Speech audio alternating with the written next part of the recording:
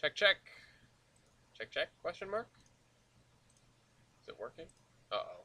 Oh, okay. There we go. Man, I decided to be healthy and have an apple for a snack, and that was just a mistake. Alright. Put this in the doobly-doo. There we go. Welcome back to another episode of Under Construction, wherein I start by noticing that I put this boat in both spots. It's the same boat, and I just went right past it, but, you know, over there. It's the same boat. I was not really paying attention when I grabbed that one. I went, oh, this looks good, and then we used it, and that was it. Alright, let's fill this area in, because we are very, very close. Hello, Kevin. Hello, Dragon. We are very close to being able to move past this section, anyway. This relatively small section, but, you know. Oh, that's actually very similar. Let's try this instead. I kind of actually want something greener than this. I'm jumping right into it because I feel like, well, obviously we're starting a little bit late. I had to go and, I was at the market, and I checked my phone after I got stuck in the cereal aisle for like 10 minutes staring at a deal, not really understanding what the coupon was trying to say, and looking at a bunch of different products and scratching my head, and honestly, this would have been basically on time if it weren't for getting confused in the supermarket like that. So, you know, I don't know who you want to blame. Don't blame me, because I take no responsibility for my shortcomings, just like yesterday. Or like, no, what was that? Was that in... Yeah, sorry, that was in the Godzilla vs. Kong episode of the Real List podcast, which, if you don't know what that is, check out our second channel. It's called The Iron Horseman, and it is where we do community playdates from the Discord server, and that sort of thing. House, yes. We also have our podcast, The Realist, which is a movie review podcast with Gloria and I as we go through our unending movie list 1 week at a time. And for some unknown reason, the Godzilla vs. Kong episode is just chock full of dick jokes. I once again take no responsibility for that, even though they're all directly because of me, pretty much. That is way too green. This I'll just go with some splines on top of it. That'll probably look good. This looks nice. It's PBR. I've seen a Prosper movie in a long time. And what's stopping you?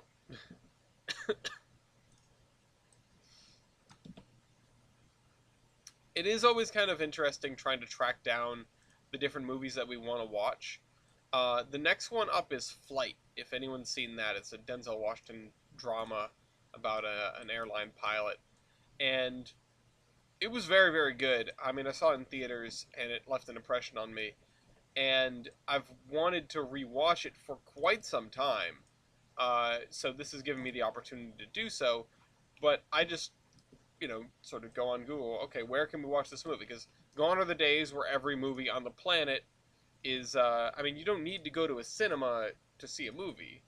I seldom go to a cinema. You know, there's about 1 million services now where you can watch all sorts of movies, and that's just talking about the legal pathways. But yeah, just, oh, we want to watch this movie. Oh, where can we watch it? Which one of these like 6 streaming services has it available? And it's like, yeah, it's like a 50-50 shot at whether we can actually watch a given movie or not. Because it's, oh, no, it's on Paramount Plus. Oh, we don't have that. Oh, it's on HBO. Oh, we have that. Or it's, you know, oh, it's on Amazon Prime, but it's $3.99. What's up? No, I just came in here because we need to talk about podcasts. Oh, okay. Yeah, we need to watch that movie. Unfortunately, you have to work in the morning tomorrow, so we will not have time to watch a movie after I finish with this. That does smell good. Um, Yeah, I make my own pasta. what did he put in it? Pepper, minced onion, garlic powder, some of that chili and lime seasoning. Oh, that sounds good. You made, what did I get you? Chicken lo mein in a bag? Yeah. Thank you. You're welcome.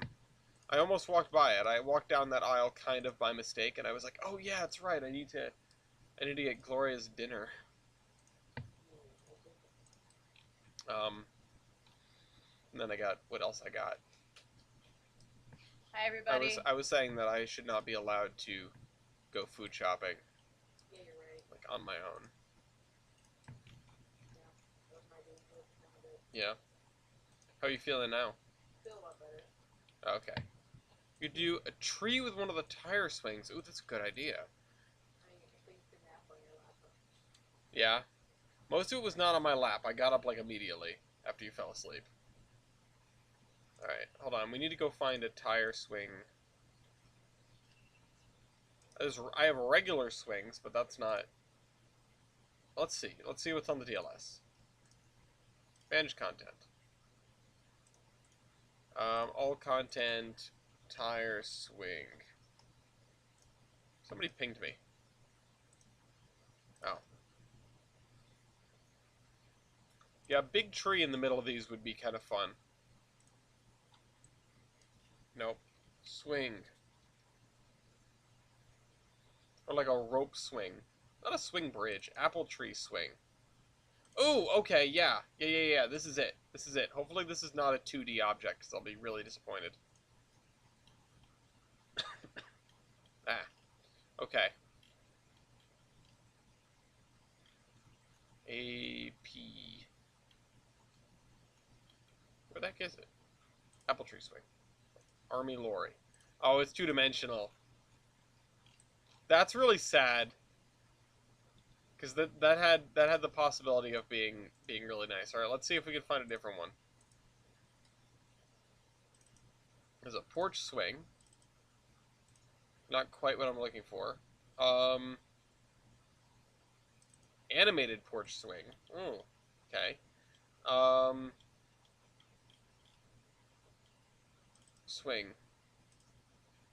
Other swing. Nope. Swing 1 DES. It's a porch swing. Swing bridge. No.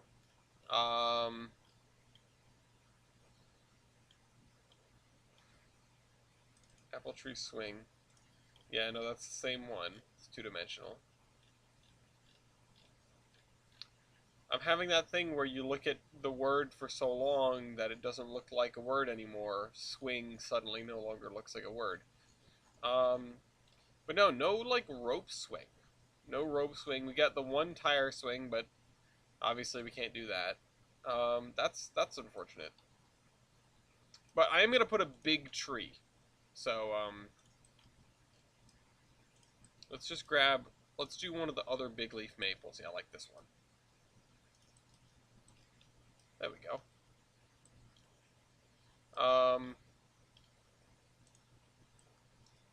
Put some pear trees too. One of the things I remember about growing up at the beach was we had some like berry bushes that you could just take from, and that was the coolest thing in the world to me. I don't even know if they're still there, but I remember walking a couple houses down and there was like a blueberry bush, and taking fresh blueberries off the bush and eating them. Um, that's a weird memory that just popped back in my head. I haven't thought about that in a while. Uh, I'm not a survivalist. If it was like poisonous berries, I probably would have been dead. But thankfully it wasn't, and you guys have to deal with me every Thursday in your sub box.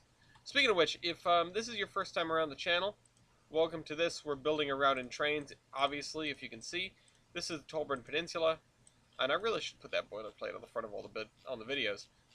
This is the beginnings of a very, very, very large mega project route. And if you want to see me build it week by week, please subscribe. I come on and I'm live every Thursday. So that's what we're gonna do for that, I guess, because it's not very close to the tracks. so it's not a big deal if it's a little, you know.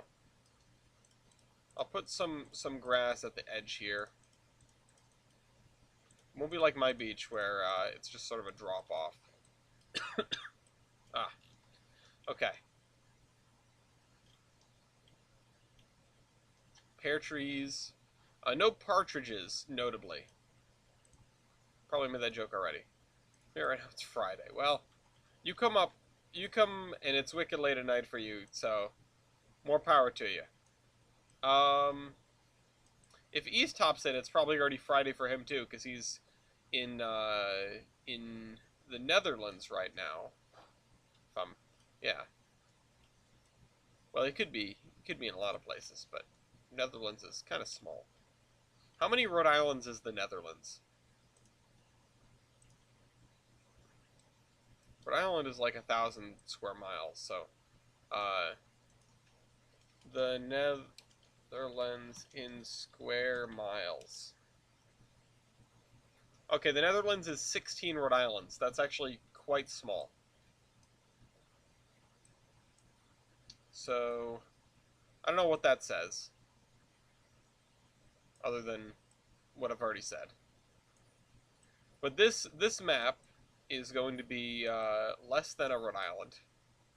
I wonder actually what the size of this map is. If I made like a normal distribution with a height of whatever the length of this map is, I bet the area under the curve would be approximately equivalent to how big this map is. Um,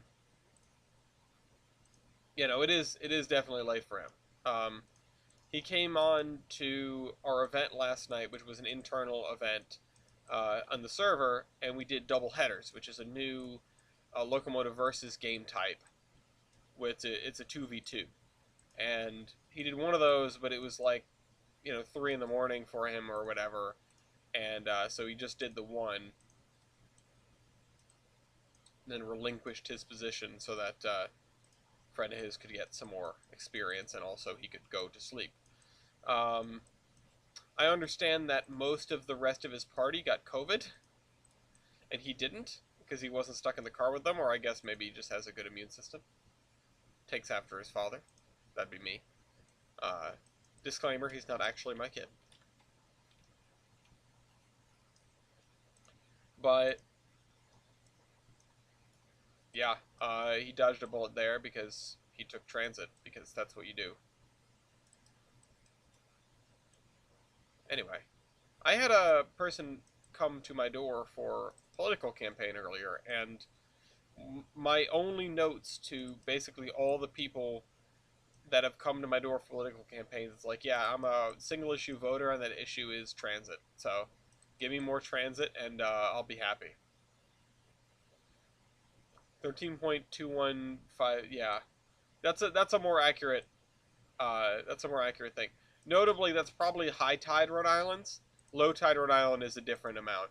Remember, a third of the land area of the state, or a third of the area of the state, is underwater, and a lot of the land area is tidal.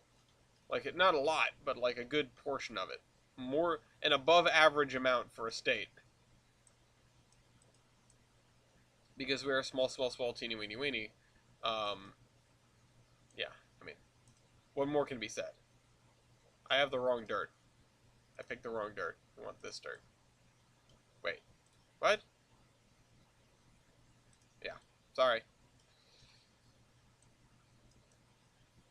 East, of course, visited the actual Rhode Island first, so he knows what it's like to be in a small place. Okay.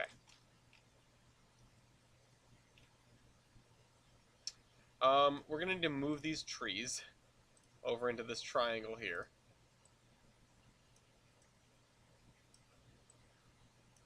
And once again, I'm doing things out of order, but oh well. Next week is the last coffee shop for the Housatonic, which is just a note that I wanted to bring up in terms of speaking of server events. Hey, Shortline. Um, and now the Shortline series made me think that I haven't played Kerbal recently. I was really trying to push myself to beat the game, quote unquote, and I fell off the wagon. I was just tired of playing Kerbal Space Program all the time. When I'm not making a series out of it, I can't force myself to keep doing it. I'm not beholden to anyone but myself, and apparently that's not enough. So, um, well, wrapping up your Duna mission tonight. Good luck. Bring him home. Okay. Mark Kerman. What's next? I'm probably gonna put like a gate in this fence. We'll grab the, they are off Duna and are now on Ike. Oh, okay. I remember visiting Ike a long time ago. It's been a hot minute. This is why I wanted to do my sort of KSP finish the game challenge, because it's just stuff that I'd done years and years ago with different parts, and without the DLCs and whatever. And now I'm coming back to it and going, oh, I can do this different ways, and like, I'm smarter now. I'm a better player.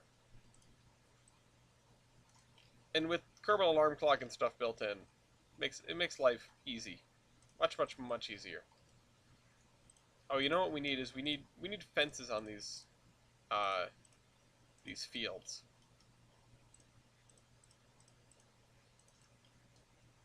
And the cat's scooping litter onto the ground. I can hear him.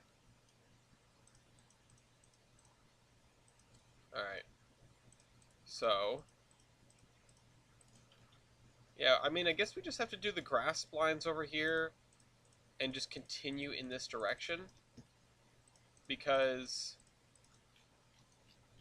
I mean, let's see, what's our next stopping point? It's probably this river over here. So let's see if we can get to that river today. That's a good goal. I mean, we also have, of course, AI work to do, which will be towards the end of the stream. Hey, Mopac. Never had a cat. How are they? Very independent, and they vary a lot. A dog, you're sort of guaranteed to get an animal that loves you more than anything in the world, and wants to show it every moment of every day. Cat, not so much. Cats, you sort of have to be ready for a lot of possibilities when you get a cat. I mean, you could have cats that are super lovey-dovey and want to be all over you all the time, sort of like a dog. Or you can have cats that are very standoffish, and the moments that you get with them, of like, oh my god, he's paying attention to me, then those become incredibly precious moments and incredibly fun and neat. We finally, we have Bankman, and he's somewhere in the middle where he won't run away most of the time if you approach him. Oops. Oh, I didn't know that's how that worked. It'll let you pet him, and he likes to be pet. He just doesn't like to be approached. But he will sometimes come to you and like demand your attention by just sort of sitting with you. Yeah, he's an interesting one, but then again, they all sort of are. They're all, all cats are different. I feel like you definitely have a wider spread of possibilities when you get a cat. If anyone's thinking of getting a cat, I would look to your local cat rescue, because you could take a cat off the streets, that sort of thing. It is a good opportunity to sort of make an animal's life better, instead of going out and buying one from a breeder or whatever. And cat shelters are usually volunteer run, that sort of thing, and they will be incredibly helpful. They'll set you up. If they're anything like ours, they'll set you up. Ours gave us a scratching post, a cat bed, a litter box, basically everything we could ask for. Some food, some litter. I need to get some fences down. This area uses the stone walls, but we're going to go for a newer fence. Oops, wrong thing.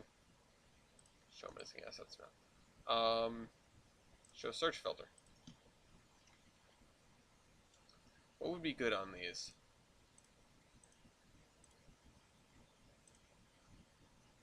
Probably like the 3-bar fence, or like,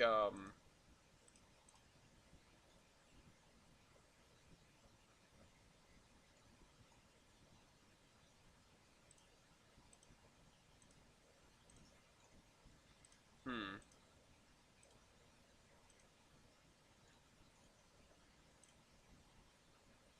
I mean, honestly, a lot of these fields, they don't even have fences. Um, you might have like a barbed wire fence along the road. Um, the only reason I could see wanting a fence like this is to keep animals out. So maybe I'll just forgo that entirely. Puppies of my dog for 300 pounds. Wow. 300 euros, sorry. Fences around fields is more of a British thing. Yeah, no, I'm just sort of realizing this, like, oh wait, yeah, no, I don't really need the fences, especially if I have these little strips of grass instead. So I'll probably just keep that up instead of going for a fence. There we go.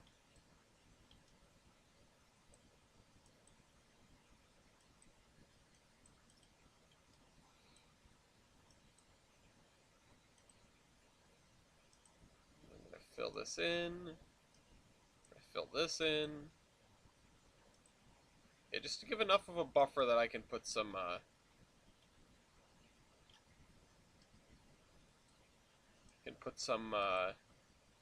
grass in.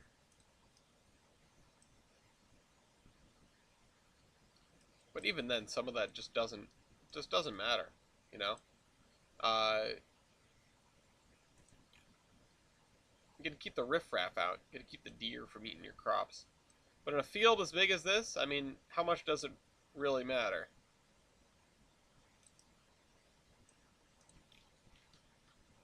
I never thought about the indigenous species of Tolbrin, but then again, we're back to, well, it's basically America, so picture white-tailed deer and bears and all the other all the North American creatures.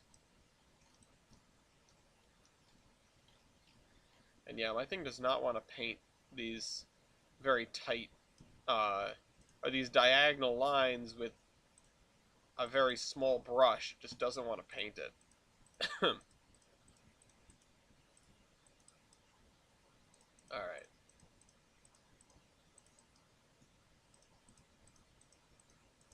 Fill this in.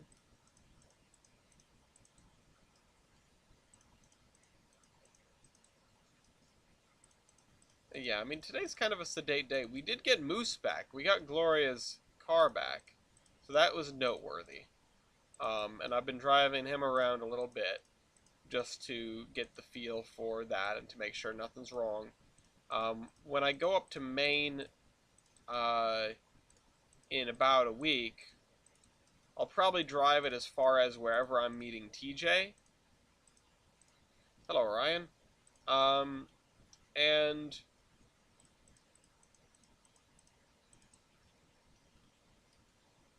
yeah, hopefully it goes smoothly. I don't know, my brain is not working too good today, I think. Um, just had a slow sort of day. Gloria's been sleepy. We've both been kind of sick. I still feel a little bit congested. It's not you know, the C word, but it's definitely a pain in the butt. Um, where the people living before the settlers were like our timeline where they were indigenous, or were they more like a medieval type? They were indigenous. Doing doing a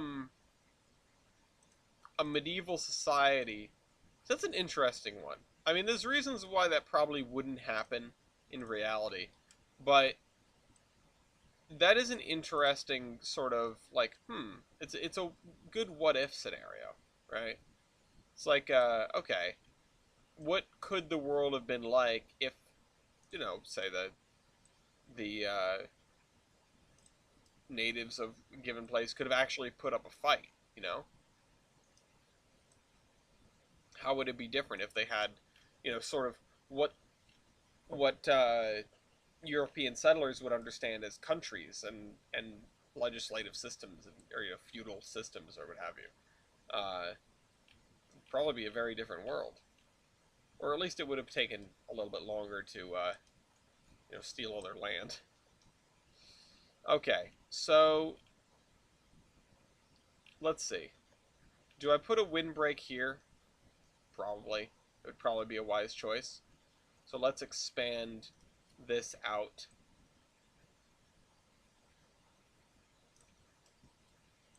I would like a good number of the spaces between fields to have this sort of windbreak. And we're going to need a slice of trees. And we're already basically up to the edge here. We already did the grass for these areas. We're just missing some areas like this one. Oh no, this one's done. We're missing some smaller areas like this one. So, yeah. Let's grab a slice of trees. Ooh, game. And we don't want to copy the textures, we just want to copy the sort of the content. Oh, and this is not going to be great. Okay. Alright, we're going to need to do this. I'm having a sore back. A little kid decided already on steep stairs he would push a TV into my back. Ow. Aztecs and the Incas had a monarch-style government. That's why they were toppled so easily. I mean, I'm not sure I would attribute that to why they were toppled so easily, but that's a good point.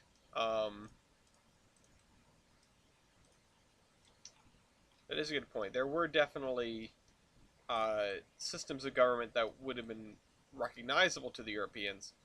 I guess the real, the obvious problems, aside from disease, is the technological difference between your average, in our timeline, European settler and your average Native American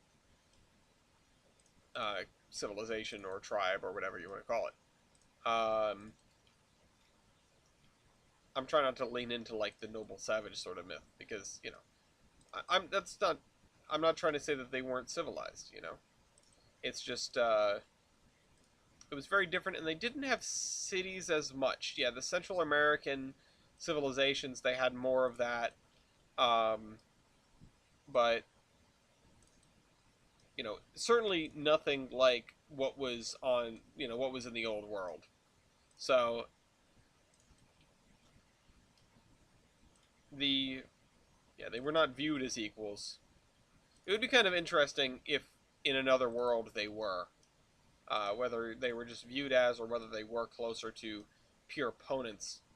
But I suppose that goes back to the sort of, well, we didn't have, the Americas didn't have sort of beasts of burden, right? So they were never able to build civilizations. There weren't domesticatable animals in the Americas like there was in Europe, and so they weren't able to civilization build as much. There's indigenous people that had rights since the beginning. Why is that? I wouldn't say they did. I wouldn't say they did. I think there are a couple of notably native characters in the stuff that I've written about Tolbrand, but yeah, I mean most of the stuff is fairly understandable, and you could probably say that there's some political shenaniganry with the volume of natives that live in the area the Geiger Mountains runs. When the old world had roamed, the Americas had nomadic tribes. Yeah, no, it ties back to like the continent was not well suited for nation building because there weren't animals to domesticate as easily. If you can't farm animals, you're in a much tighter spot than those that can, especially if you don't have anything like you can domesticate and ride to make transportation easier and faster. If you don't have something that you can farm for food and leather and that sort of thing, it you know hunting stuff is all well and good, but it's not nearly as good as proper farming. uh, the Americas were like Africa. I mean, in the sense that there weren't a ton of domesticatable animals. I would agree. CGB Grey has good videos on this, which is what I'm thinking about. I don't want to tread too deeply into subjects that I really don't know that much about. I am, in some respects, a scholar of history, but not necessarily this part of history, And I don't want to be talking out of my behind here. Just because I've read some articles and read some Wikipedia pages doesn't make me an expert on anything. And watch some videos and stuff. I'll defer to the experts. I don't want to put the wrong idea in someone's head about the way things were or weren't or could have been. But then the Vikings are... You mean Swedish pig? Yeah. Alright.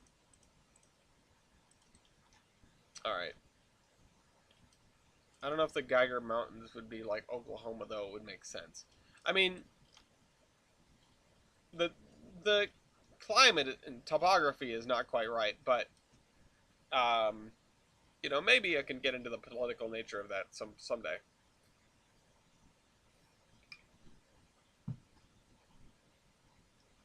I kind of would like to have some tufts, some dunes in this area.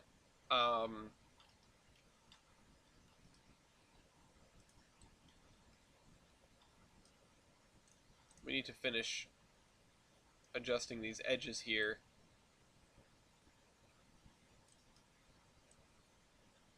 Then we're going to need to move some trees.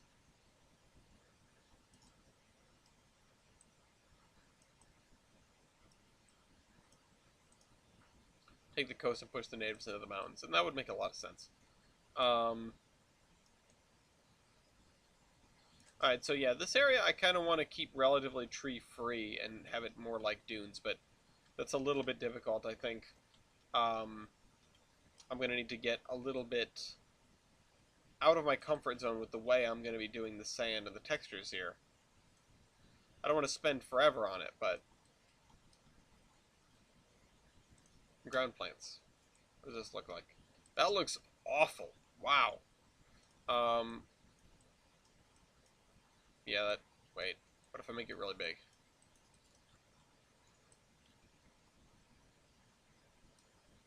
Yeah, and if I cover that with grass, that might actually look not half bad. What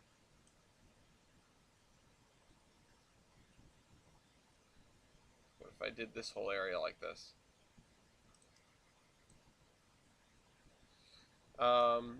Northeast corner of the state has the Ozarks, so there's already mountains. That's fair.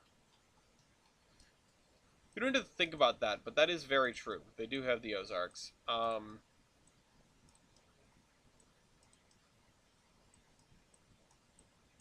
don't know. I might have to take some inspiration from some Oklahoma places. I'm sure Pat would be happy about that. The reason why the east side of the Mississippi is more dense than the west side is because of the larger amount of river basins and thus navigable waterways.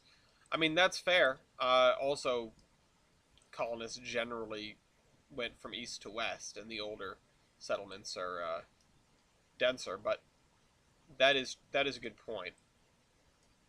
And very true. Alright, we need to move some trees. I'm going to move them into this section here. I'm trying not to move them all to like the same spot. And try to vary their placements at least a little bit.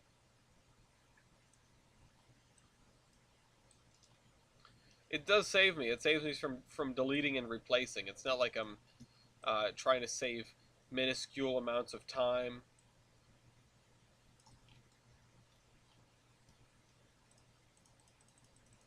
But in this case, I'm going to delete them because When it's too far away, then there's no point.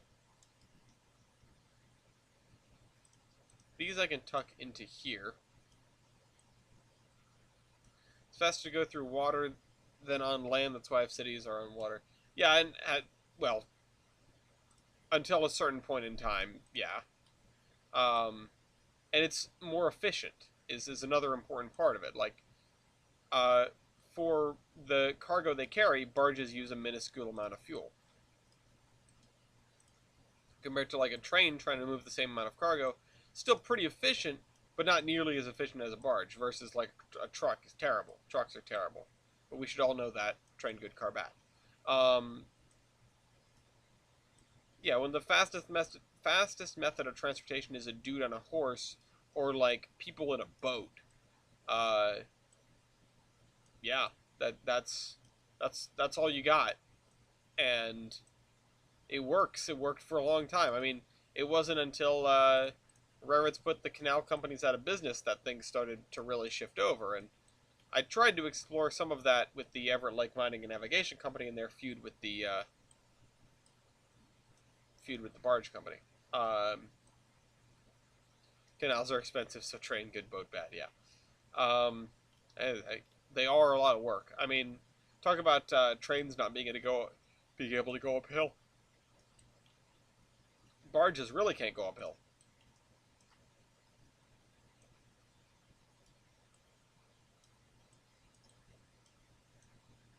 Yeah, you win some, you lose some. Also, I mean, good luck with getting submarine up most canals. Even trains couldn't compete in late 1900s. I mean, no, I mean, railroads were putting barges out of business basically from their first inception. I mean, uh, since they hit the mainstream, I should say. Even in like the 1840s, they were doing that job. Maybe not all canals, you know. And I mean, there's still a place for riverboats in a modern day transportation system, but it's not it's not what it used to be.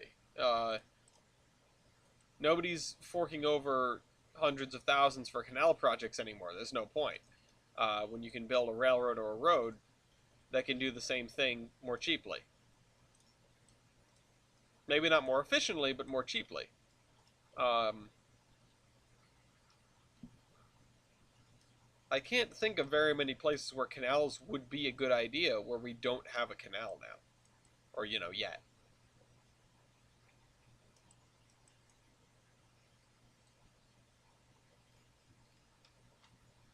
Yeah, it's a totally it's a different world from now to the 1830s when canals were the end all be all. And like, sure, again, it's not like they've completely outmoded them. You put a boat's going to do better than a train in certain situations, but not all of them. Oh shucks, hold on.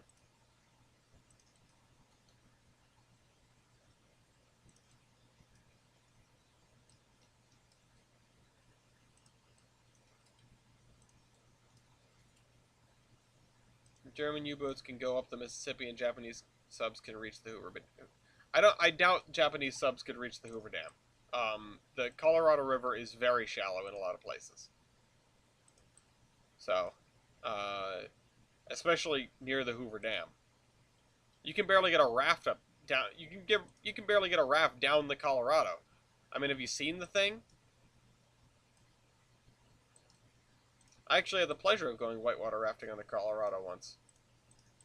It was very cool, but very cold. And yeah, you can get a submarine up the Mississippi River, but I'm talking about canals.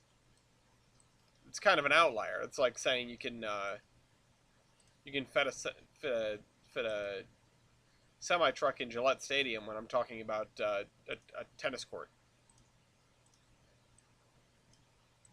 Yes, I'm American. I really will use. Why do you think there's a machine gun post near the Hoover Dam to this day? Probably not for submarines.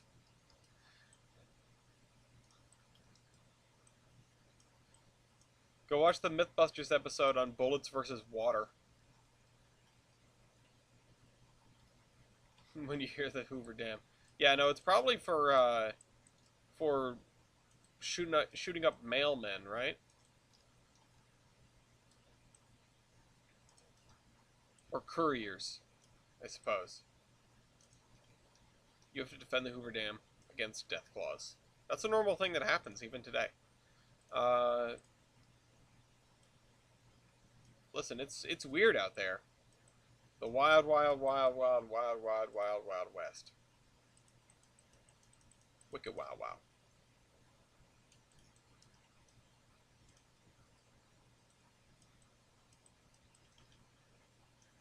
Man, I keep grabbing the wrong. Nope, don't want that. There, give me that. Gun was obviously meant for fishing. Yes, it's like shooting fish in a reservoir.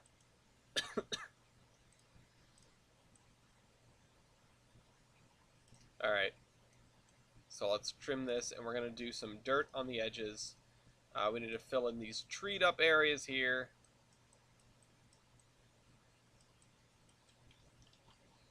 And this here.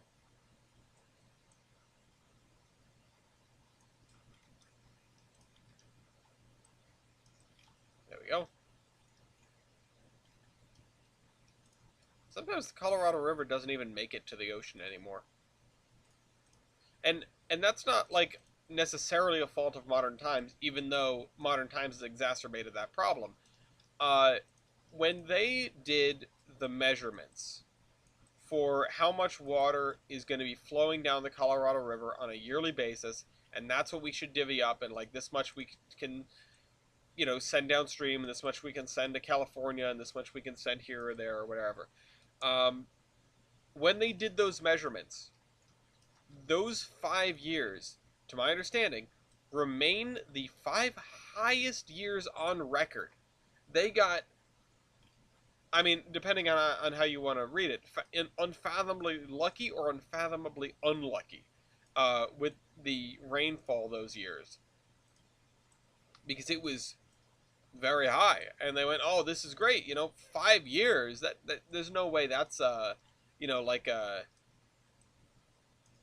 error, right? We've got more or less the same number for 5 years in a row, so it must be pretty steady and it must be pretty high. And then, fast forward to, you know, even a couple decades down the road, and it's like, wait, well, how come we're not getting as much water as we thought we were? Why are we getting problems with the water? It's like, oh yeah, wow, it's never been the same, and of course, it still never has been. Um,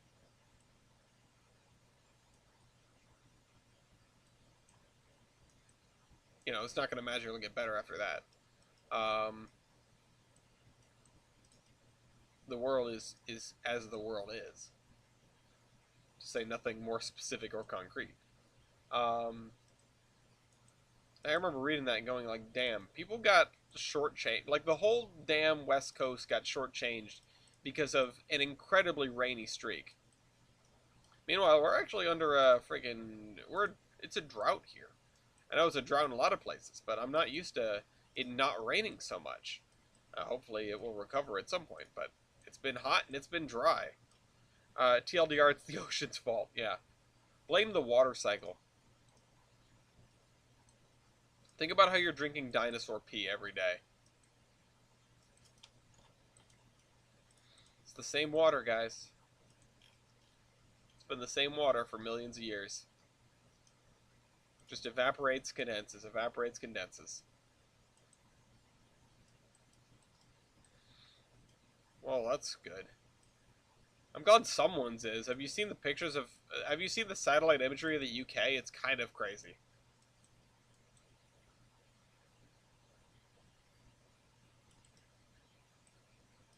It honestly looks surreal. It looks like the end of the world. This is what, you expect it to pan over to, like, an image of London, except the Thames River, or the Thames is empty, and the bridge is just standing over nothing, like every post-apocalyptic image of New York you've ever seen.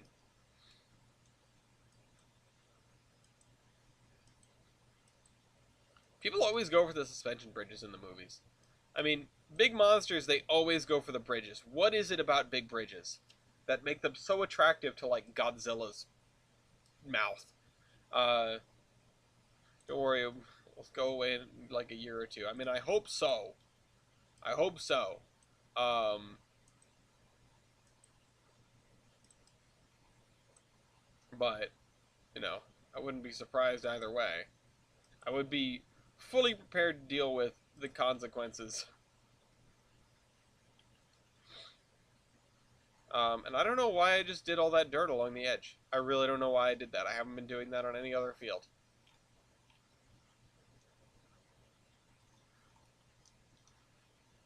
Oh man, I could use the thunderstorm. We've had like one good thunderstorm this year so far. And honestly, I'm kind of miffed. I miss it, man. I love thunderstorms. I remember my breakthrough moment with thunderstorms when I was a kid. Excuse me. You know, because a lot of, I mean, it's probably not universal, but I feel like a lot of the time you're growing up, it's like, oh my god, thunder is so scary. You know, I need my thunder buddy. Um, and then I had a just a moment where I remember the rain had stopped falling, and I walked outside and I stood in the driveway and I looked out at the storm clouds, and I could see the lightning in the distance, and I could hear the rumble of thunder in the distance, and it's one of the most beautiful things I've ever seen.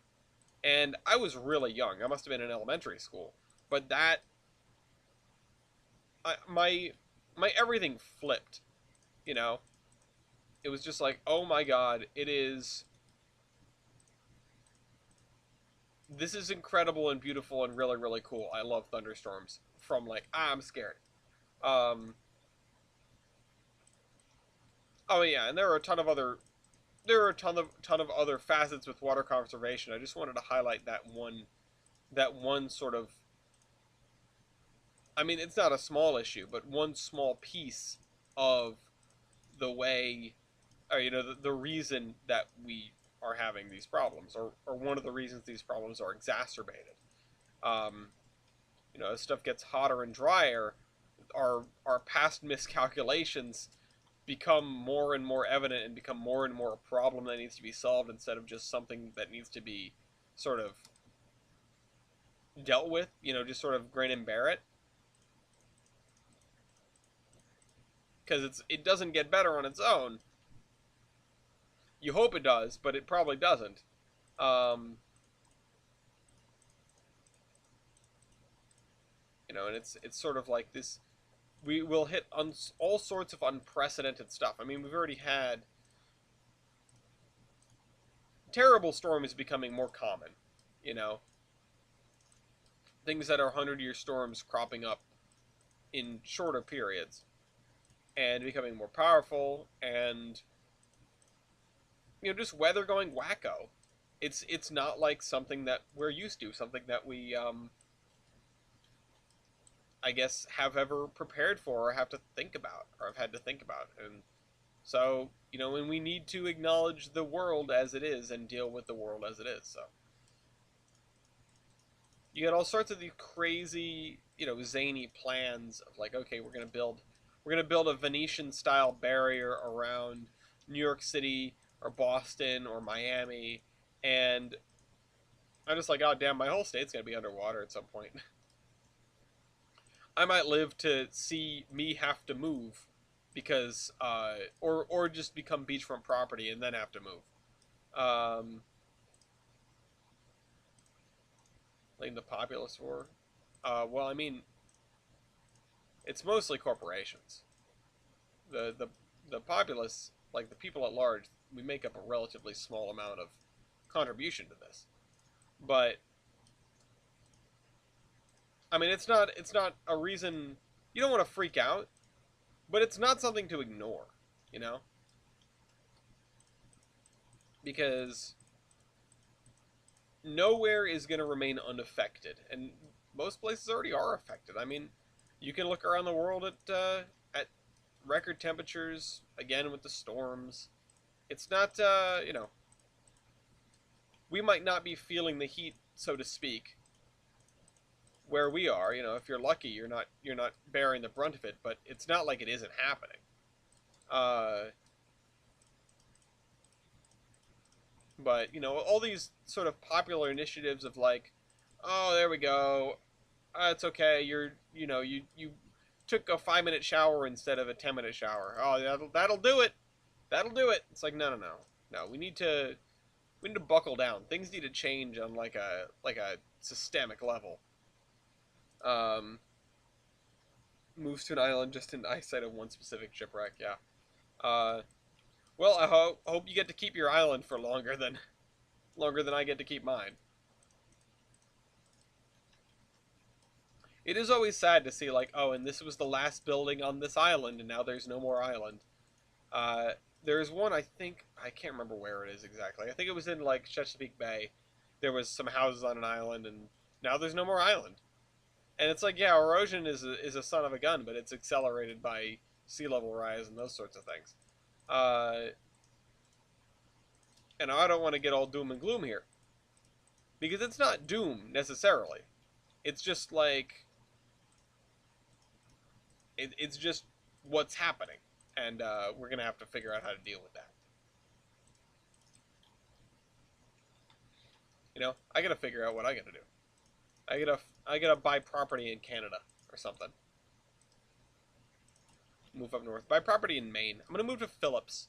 If anybody else wants to move to Phillips and hang out with the two footers with me, um, in a place that will probably stay cooler than most, then be my guest. We're gonna build like the Iron Horseman Lodge, and we'll have 2 foot in the backyard. It's what the people want,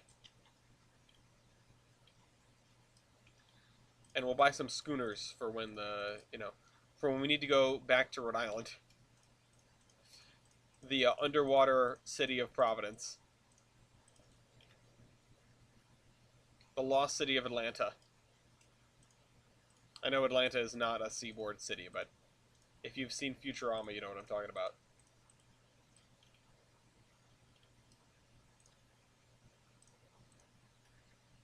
Um, I mean, yeah, having a houseboat is the ultimate way to combat sea level rise. Taps forehead.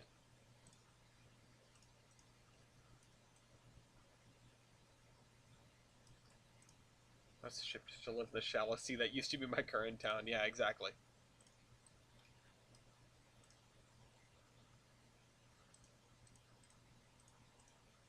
Imagine if it happened all at once. That'd be just freaky. I mean, it won't happen all at once, but it'll feel like it does. It'll just be like, oh crap, a storm came and now this town is gone.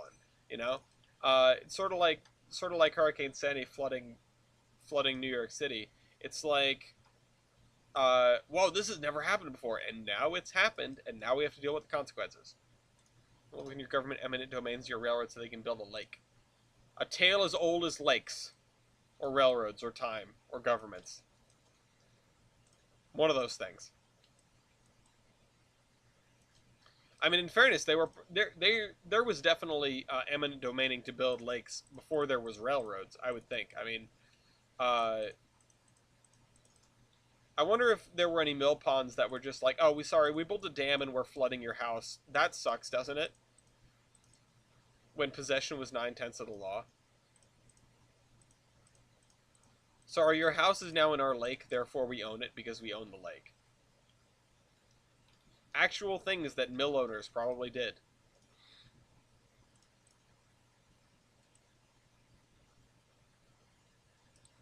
There's a great, I think it's a Macaulay. Oh, I was talking about the Macaulay books. I've read the Macaulay Mill book time and time again. It's probably my favorite. Um, it's the kind of thing where you get to see this mill complex sort of grow over time and technology advance and whatever. I love things, just media, at all, that deals with advancing technology and its consequences. I mean, it's one of the things why my nose is so freaking itchy. I gotta hold on.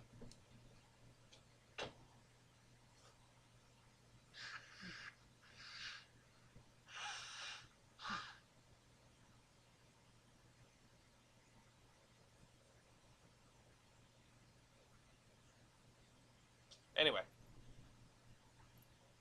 It's probably one of the things, guys. England is like a century old. Feel old yet? A century? Um, it's one of those things where I feel like it's why World War II history is fascinating to a lot of people. It's you get to see the progress of technology in real time and its effects in real time. Um, Everyone's coming up with the next sort of super weapon, or the next doctrine that uses a new technology. You see aircraft come into prominence in naval and land warfare, um, over big gun warships, as cool as they are, and that's earth shaking because naval warfare is more or less stayed the same. I mean, it's people with big guns shooting at each other for hundreds of years. Um, you see things like radar come into existence. You see, munitions get more advanced. Um, you see, code makers and code breakers. Not that that was new, but technology is injected into that in a new way. You have rockets. You have extremely long range artillery. Um, Again, that's why I feel like it's so fascinating to a lot of people, because I mean, necessity breeds innovation, and that innovation, when you get to see it happen and you get to see its effects, it's a very satisfying, like, setup and payoff sort of thing. Um, for a long period of time, I was in love with the Honor Harrington series of books. It's pretty good hard sci-fi if you're interested, but it does get bogged down in its political stuff, and Honor Harrington herself has sort of like an anime character syndrome where good things happen and everyone ends up on her side, that sort of thing. But that doesn't mean it's an unsatisfactory read. And to that end, um, you get to see the things that they figure out how to do over the course of the like 12 books in the series or whatever it is, and the way those things affect not only the wars that are coming, but the sort of the well, the world at large, the universe at large, is what I was trying to say. Well, let's see, it's 20 past 8. We've been here for about an hour, and I'm finishing this patch here, which we have not made it to the river yet, but we're getting there.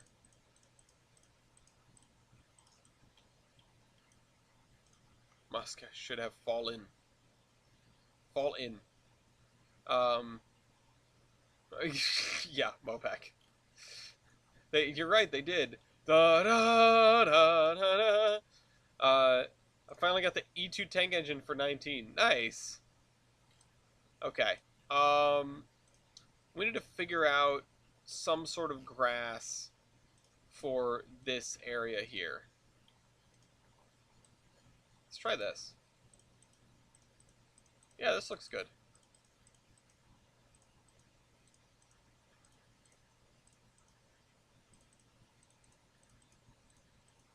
This is like great little scrub. I mean, um I could use a ground scatter. Well, I guess I'm already in too deep with this. Maybe next time. Or turf effects, I should say. Um, they did change. I mean, it was against their will, but they did change. Also, Eastern Europe had changed their politics after World War I as well. The or between the wars, you sort of see the formation of the Soviet Union. It was around pretty much in full force by the time World War II kicked off. But yeah, definitely parts of Germany changed their politics. Um, but a world war will tend to do that. It shakes up the world. Hence the name. Okay. I actually like the way this came out. I like this texture a lot.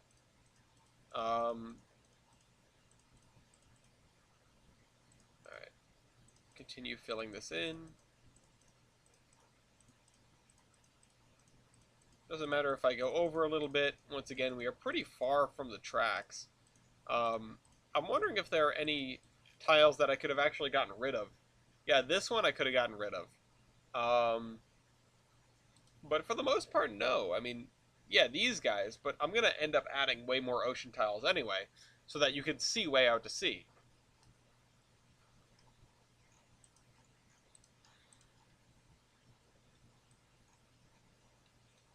Like when your Serbian monarchy turns into Titoville, yeah. Oops! Oops, all communists.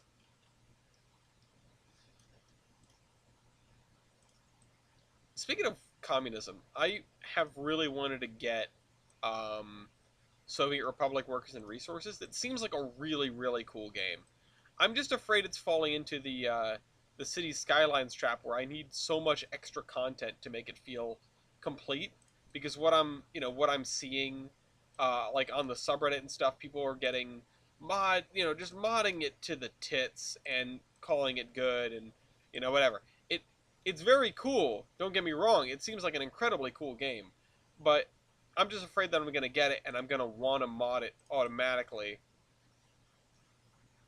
because of what I'm seeing online. Um, but I don't know. Also, another game that I've been craving, Ultimate Admiral Dreadnoughts, just went on sale, but it's only 25% off, and I think I'll wait. I already don't have time to play the games that I own. I was trying to get good at Civ again. I have a save that I kind of screwed myself on, and then everyone wants to go to war with me, so I might roll back to an earlier thing.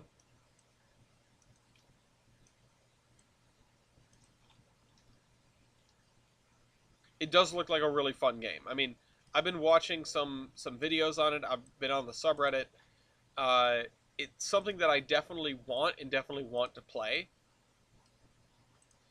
You could mod it, but Soviet Republics is a great game. Oh, cool. How do I remove missing assets from the dependencies on a route? I found replacements for them. I mean, the short way is to do. Where is it? It's in here somewhere. Delete missing assets. This is the short way to do it, and it should work. Um, but it's not 100%. I've noticed. It's not like City Skylines. It's the exact opposite. No, I'm not talking about gameplay wise. Because gameplay wise, yeah, no, I totally agree. It is everything that I would have wanted from. It's everything I've wanted from a city builder for a long time. Um, great care has to be taken with your actual city planning, and things aren't just totally artificial, and time actually like goes on and stuff gets unlocked with how time is progressed, which is the best part and the coolest thing to me. Um, but someone talked about, oh, I added a bunch of mods so that I could start a game in 1900, and I'm like, ooh, that sounds like something I would want to do. Why do I need mods to do that? And that's sort of where I got hung up. Didn't work for me. And then I don't know, man. That should be the way to do it. Um,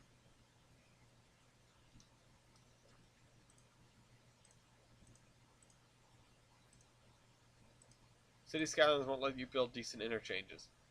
Yeah, well, I've seen some people make some beautiful things, but it looks like it is hard. But the other thing about like Soviet Republic is that you you don't have to be car centric, which is the best part because you can actually make a half decent city without just making a grid of roads and calling it a day like every other city builder. Um, that's not to say that you can get away with that in City Skylines because you kind of can't, but you know what I mean. It's not a car centric game, which is good because train good, car bad. Um,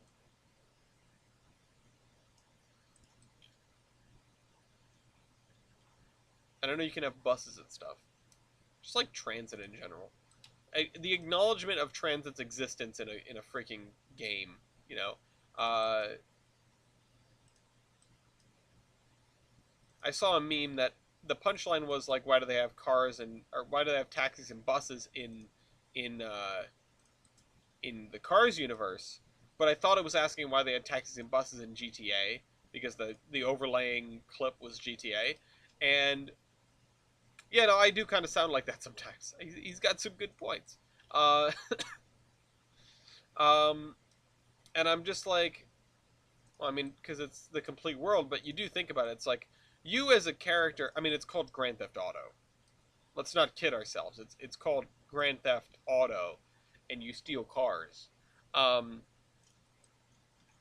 but a slice of lifestyle game where you know where you can have that lifestyle, that alternative. You know, it's like the fantasy urban environment if you happen to have the unfortunate circumstance of like living in Ohio or something, or Nebraska, or these places with major towns with no transit, um, or little transit. Obviously, yes, Lackawanna Cutoff should be rebuilt. It is wonderful. It was a wonderful thing, and we need it back. I should be able to take an Amtrak train to Scranton. I don't know why I can't take a train to Steamtown. Like, come on. Um, if Joe Biden picked up his entire administrative staff and moved them into the the Radisson or whatever it is, the old Lackawanna station in Scranton, I would be 100% for it. I mean, he's from Scranton, so it would make sense. But also, he's a foamer, so it would also make sense. Um,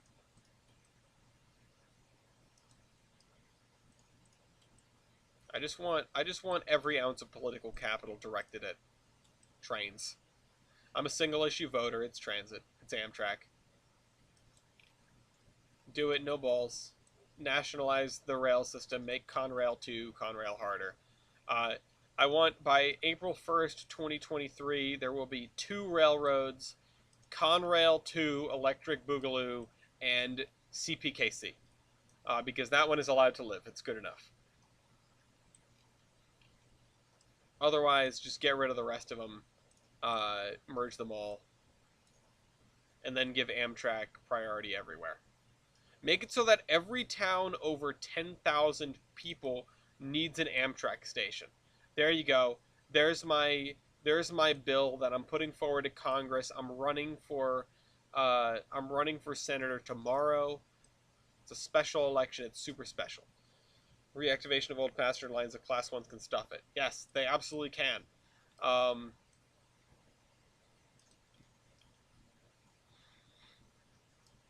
CPC only gets to live if the paint scheme is cool. Oh man, I wonder what the hell a CPKC paint scheme could actually look like. I mean, honestly, if they painted everything in the Heritage CP paint scheme, I would be satisfied. It looks good. Um, but I mean, honestly, KCS is not a bad paint scheme. Canadian Pacific, I know it's just red. Soviet Anthem drop, please.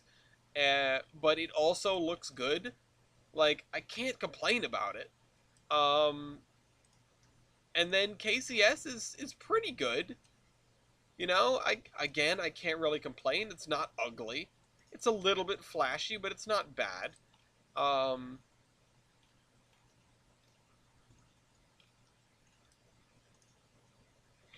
so I wonder what it would be like. I mean, if we were to take just a map of the U.S., I want, yeah, I kind of want a map of the U.S. with every town over 10,000 people highlighted. Now that'd be a lot of people. That's a lot of towns. Um, and it would be a very interesting experiment to see what the most effective way to get rail service to every town in America that has so if it makes money it might be considered. No, do not make it revolve around money. Make it revolve around service. That's a much more important metric in today's world, as far as passenger rail, as far as rail is concerned. uh, you know if this hasn't shown us that, nothing will. I mean, you've got Union Pacific requiring a court order to run their grain trains so that like gigantic farms full of chickens and livestock don't, other livestock don't just straight up starve. It's like, oh, yeah, that's right. It is important that the railroads actually go and do the things that they're set out to do. It is less important that they're making money hand over fist while doing it. What matters is if they deliver the cargo from point A to point B. Like, you can still win the locomotion scenario if you're not turning a profit. Um, you can crank up that loan. I mean, think about every Railroad Tycoon 3 game that I played with Heiss and Weibold. You learn immediately, just max out your loan. Just go for it. Just take bonds whenever you can. Yeah, but it shouldn't. Take bonds whenever you can, uh, and just spend it on making a big network, and then boom, you meet those performance. Yeah. Uh, Around if they don't allow it, they don't get to be a business. About to sound like a British farmer because I want my branch line back. I mean, so do I, dude. So do I. I want my branch line back. Um. All right. We are almost up to. Where's the river? The river's right here.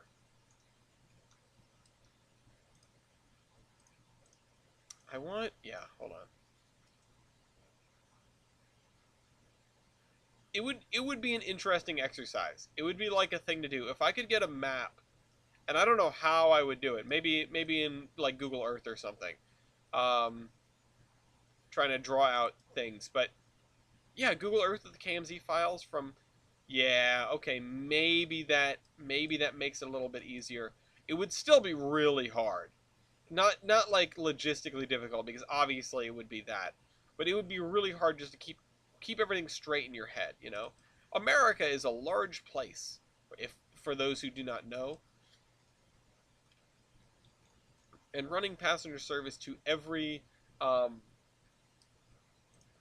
bro, what's that curve in the water? What? This?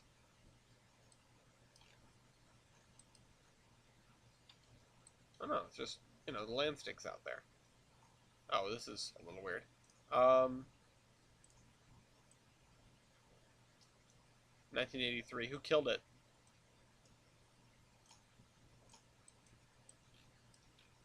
It is a cape. It's a tiny baby cape.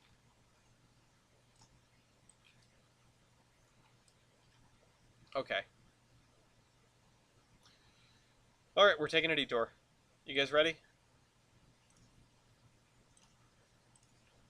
Map of towns in the U.S. over 10,000 people. No, that's not gonna help. I need like a GIS map. Um. Oh well, here's the list of 100,000. If I mean, this would be the place to start, right? Just do them over 100. How many are on this list? Um, U.S. cities.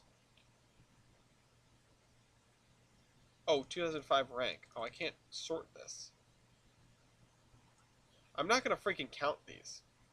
It's a lot though. And it's not even gonna show because it U.S. cities population over 10,000. All right. Well, Google Sheets. Oh, for God's sake, go to Sheets. Why am I not signed in? Why the hell does it look like this? Just make a blank one. Let's just copy this whole table in. Hope this works. Whoa! Come on. Oh, I thought I accidentally double-clicked there. Okay, it did work. Alright, cool. So, and here's how we figure out how many of these there are. We do equals count. Yes, it already knows what we want. Okay, so there are 253 of them. That's a little bit more doable. Could we... Well, okay, we're going to have to skip that one. Also, it already has passenger rail service, so... Sure. Yeah, we can do this. We can make this happen. I just saw 3. There's Chicago. Definitely has rail service. I think all of these already have rail service. Where's Maine? Oh, are there no there are no towns over 100,000 in Maine. That's kind of funny. Um, and Las Vegas has four of them. Wait, just um. Okay, so the state that doesn't exist is not on here. That's good.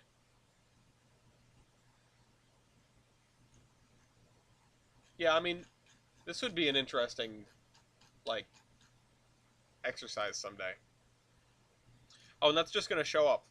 Um, Black Hill Central after no longer being rail locked. Yeah. All right, back to work. Okay. Okay.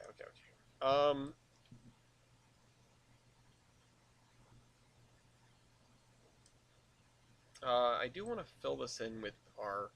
See, now I'm thinking more and more I should have done a turf effects. Oh, and I've botched this.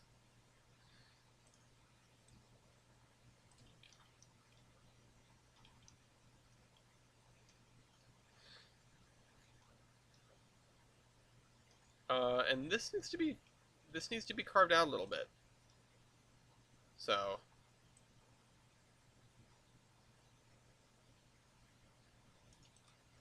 how's that? That's a little bit better.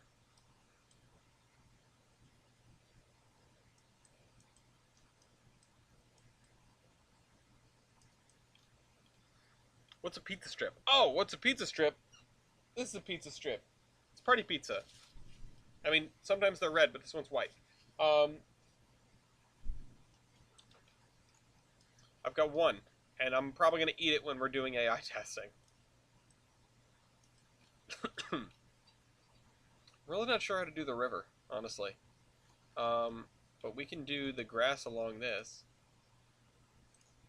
I do appreciate that we're doing this just one piece at a time, because I'd be losing my mind otherwise.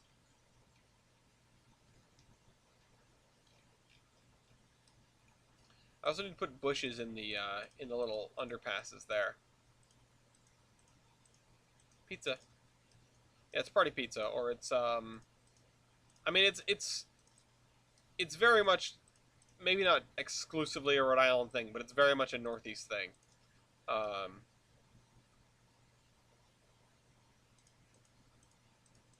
it's just pizza that's a different shape. It comes in squares and rectangles.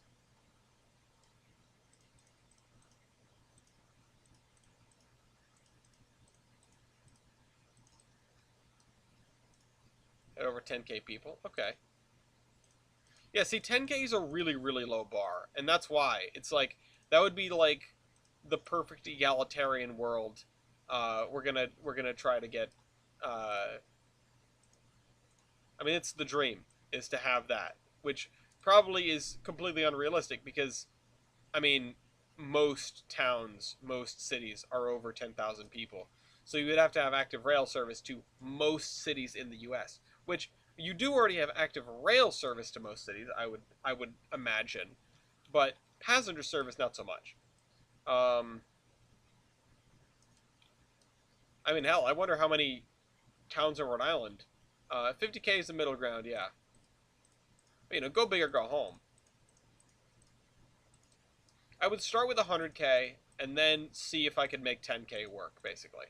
Um, if I could add all those dots, if I could add all those dots to a map and then just overlay a map of all rail lines, then then we're talking. It's a lot of rail lines, though. I don't even know. I don't know what kind of program I would I would be able to use to make that happen.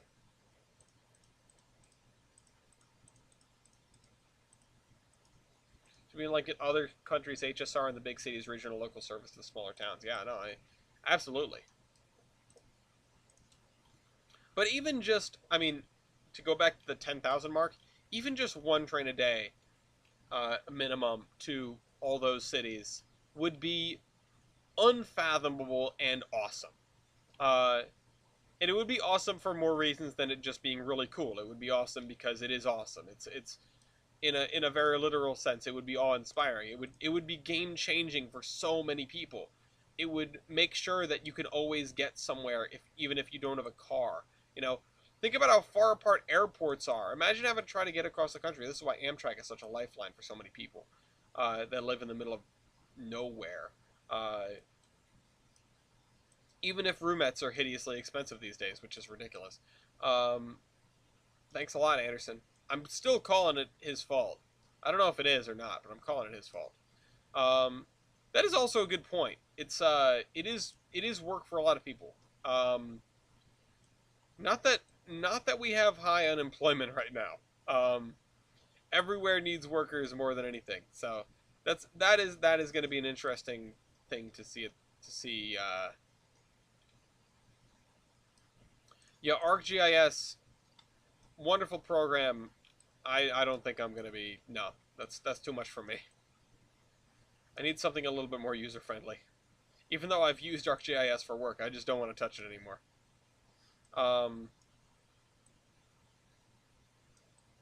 I mean, it is probably it's probably what I would have to do.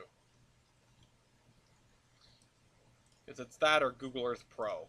And Google Earth Pro, when I load in all the rail lines, it just starts getting angry. Um, but if I could have it just sort of selectively make them appear as I need them. When's the next Great Depression?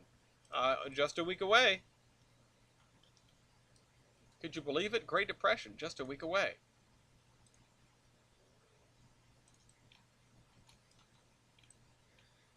Yeah, I don't think 2 times a day. Oh, sorry, yeah, once in each direction.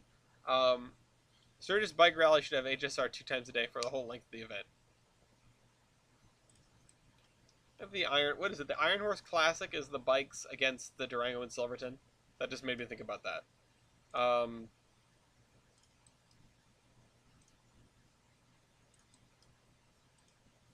Makes me think of Iron Horse Ramble. Um, which makes me realize I really should go see 2102. But I need to save money. I'm going to, freaking Shreveport soon, so Durango and Bikerton. She was born one morning.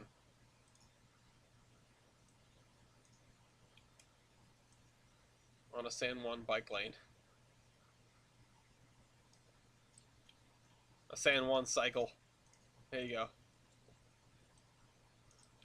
So, we're going to put a house here. I do like how this came out. I know I already said that, but it's good. It's good. Who names a city Bikerton? I mean, us, if you want.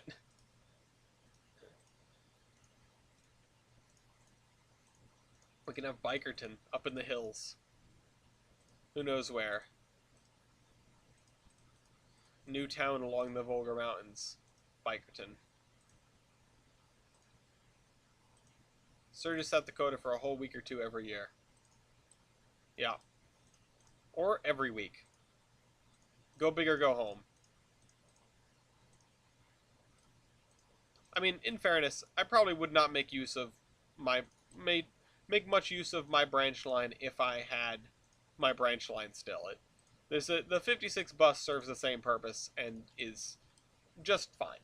I shall once again bring up the name 56 Arkansas. Um, and yeah, fill that in. Okay. Getting tired of this. Getting tired of doing texture work. I'm running out of steam over here. I can only do so much of this. I forgot that Arkansas existed. How could you forget Arkansas? Alright, we're going to actually block this area out for... I do really like the way this area is looking, though. We're going to put a farmhouse there. We need a farmhouse for this field also. Or I could have put it over here, but those guys are just beach goers. Our Kansas. Where should I put it? Should I put it in this corner?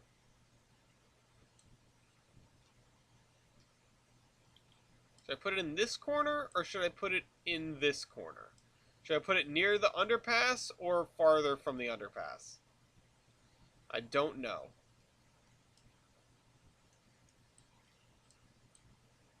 What do you guys think? I think on the other side, opposite the underpass, is the way to go. Because this, you've got a little corner here. And Ellis, if you're tired of doing something, stop. Yeah. Well, it has rewards, you know? This whole thing is an exercise in discipline, and it's about going through and doing the thing and building the thing, even on the days you don't feel like building the thing. Alright, we're gonna go over here. Right there. Diamonds shall be equally distributed amongst the tourists, yeah. Isn't there that place where you can, like, look for diamonds or precious metals or whatever, and if you find them, you can take them home? That sort of thing.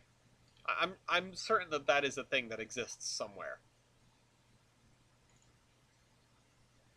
Anyway. Road on this one.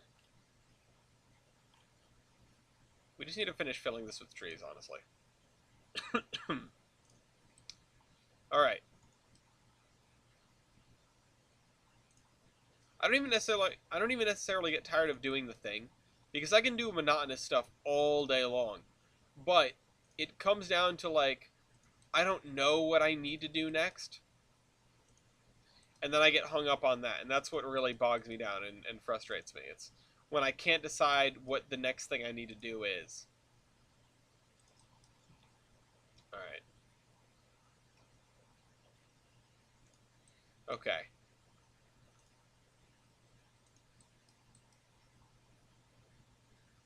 This can be trees. This can be trees. The best time to plant a tree was 20 years ago.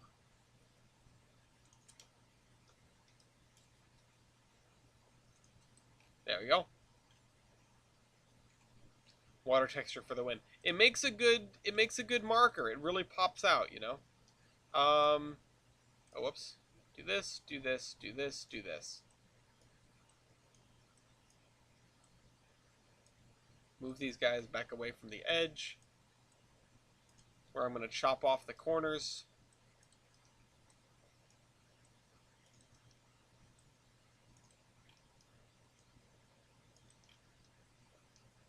And we have all these, like, missing terrain bits, which we can't automatically fill anymore, which is really annoying. Does that look dumb? Yeah. Not if you're not looking for it.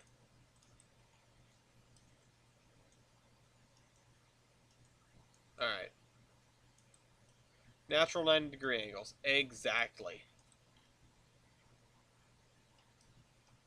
90-degree angles are a myth.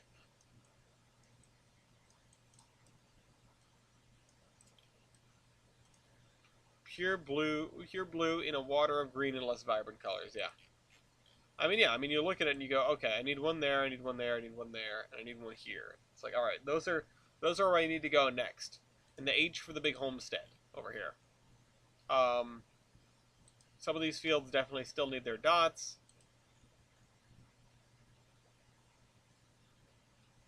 And, yeah. Perfectly natural right angles.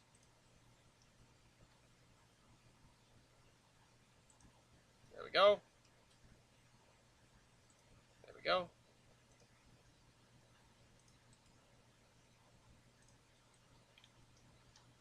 Also, weekly RIP Pan Am. Yeah, no, good point. We haven't thought about Pan Am in a week. It's time to be sad again. I'm gonna miss it every day. I need to get back to the Hoosick Tunnel in the next, while before NS stops running through it. things have already changed dramatically up there, and it is very sad. You know, uh, it really does feel like the death of genuine New England railroading, because it's sort of the legacy of the Boston and Maine Central finally going by the wayside. Um, and yeah, this day would eventually come, but it's just a shame that it did. Uh, I wished it wasn't in my lifetime. Pan Am already fading into history is true. It's true. I mean, and that was already happening. Sort of the unique heritage that the railroad had was already sort of fading away, but that was in part because they were upgrading the railroad, which they should have done ages and ages ago. And now, with CSX at the helm, it's going to happen even faster. Um,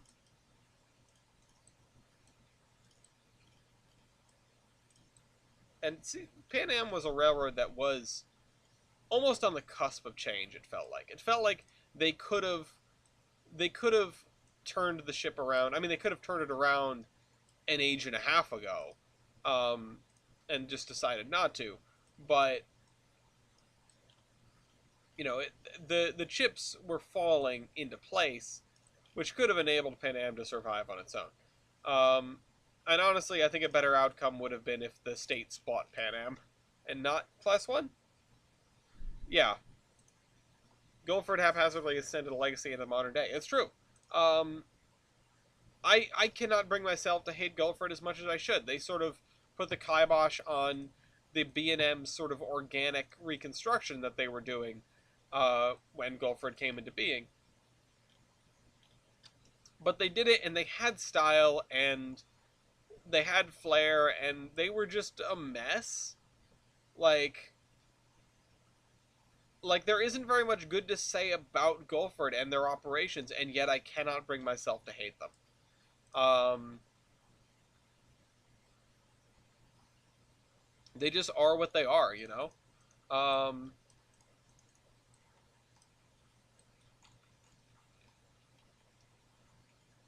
all right, let's see. I gotta go this way. Yeah, clear out these trees here.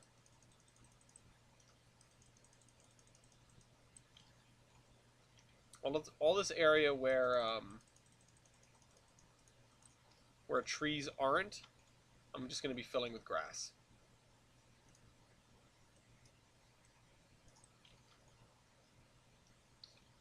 Yeah, there we go.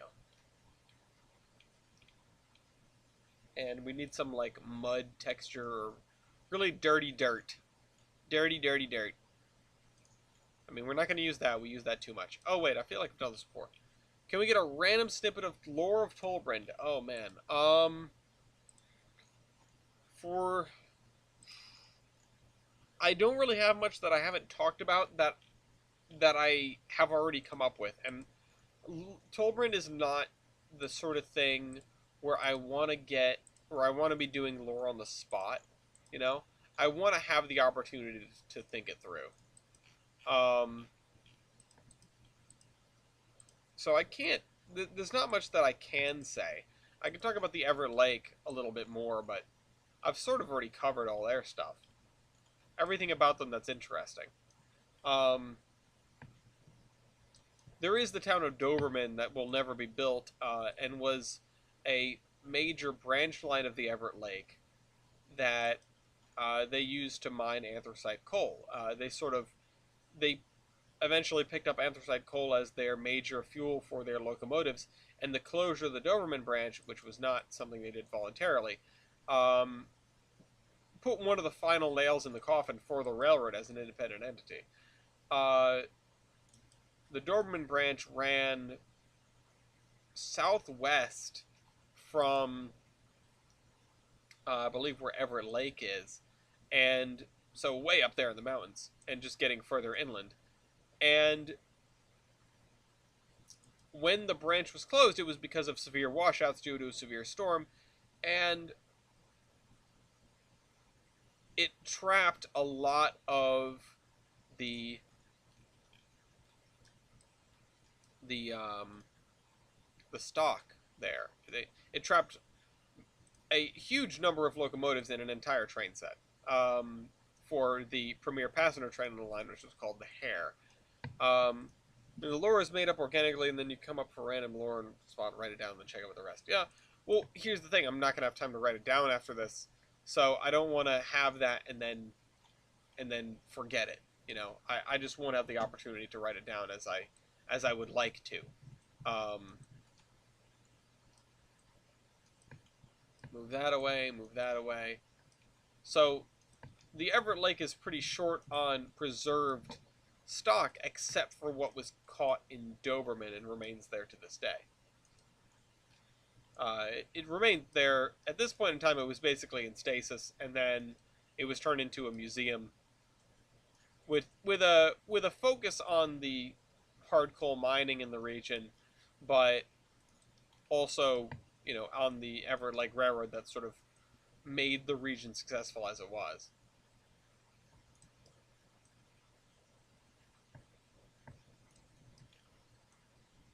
So, there's your snippet of lore.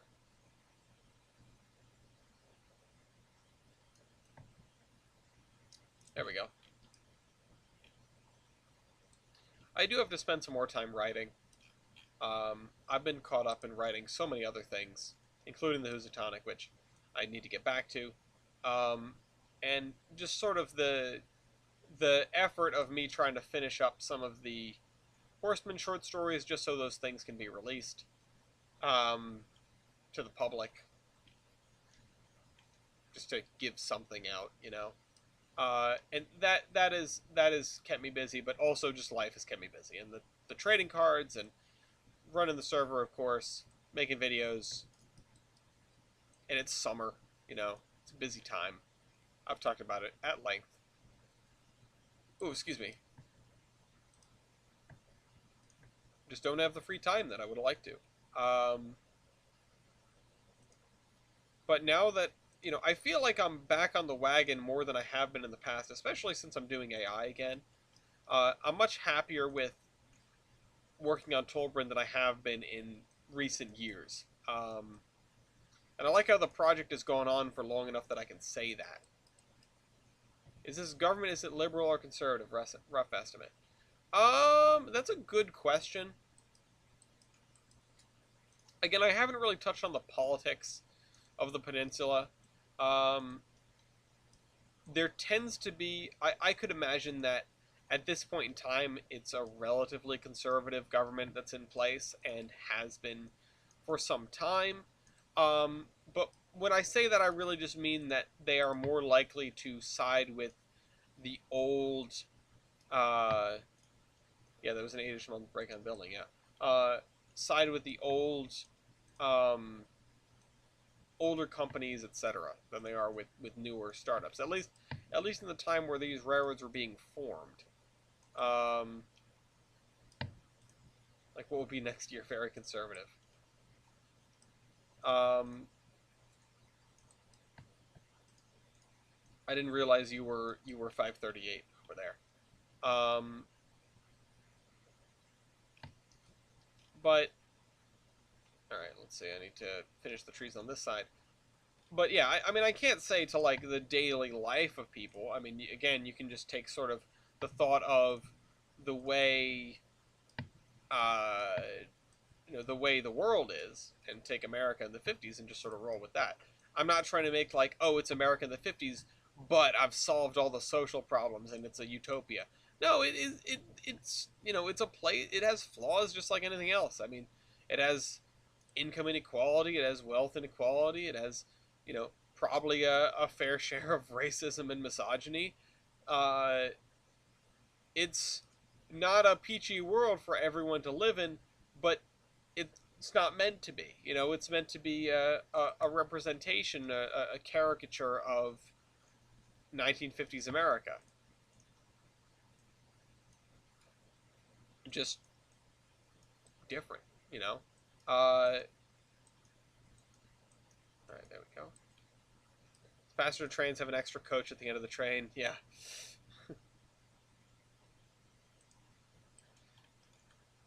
Wonder what that's for. All right. Actually, I want that to taper off a little bit more. There we go.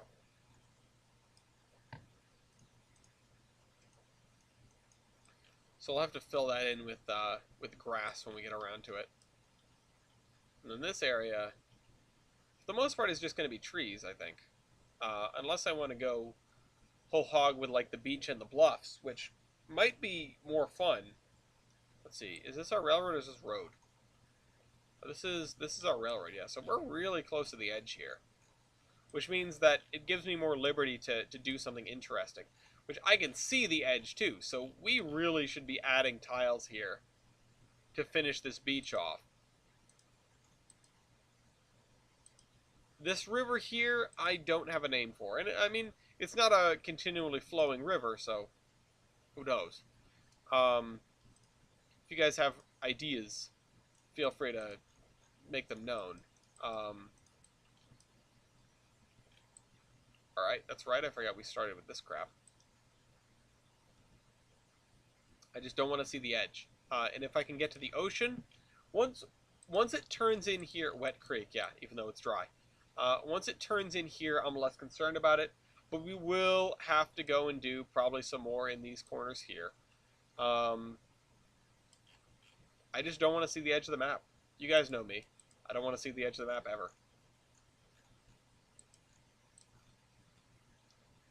So I make more work for myself by making simple tiles.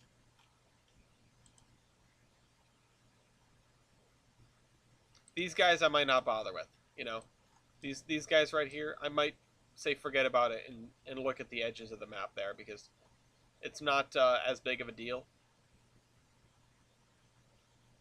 Man, I keep forgetting how much space we have to do.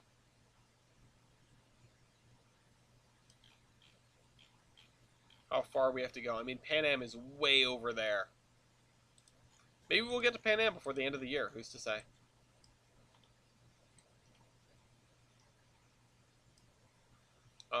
We need to draw out the coastline. So, where is... Maybe this?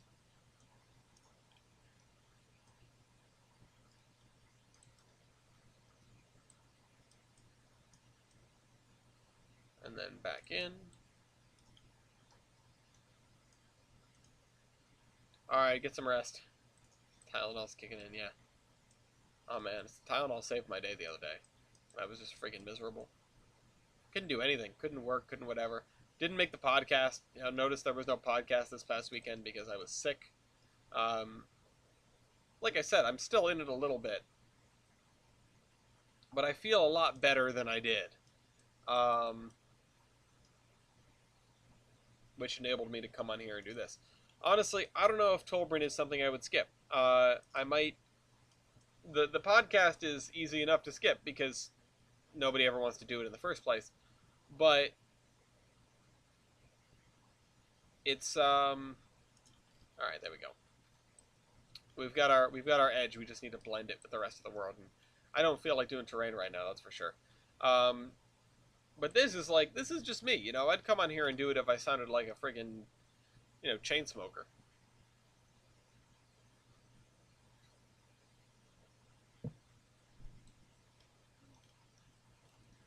I think I'll just call it, I'll call it Wet Valley Creek. Can I name this bridge? Because that'd be kind of neat. Name RRTK Bridge Track. Yeah.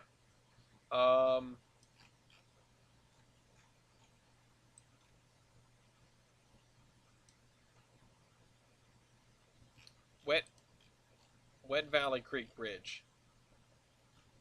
That would be a track mark I would put here. But I'd try not to go overboard with the track marks. And we've already got Jasper Mills here for this. So, yeah, I don't know about that.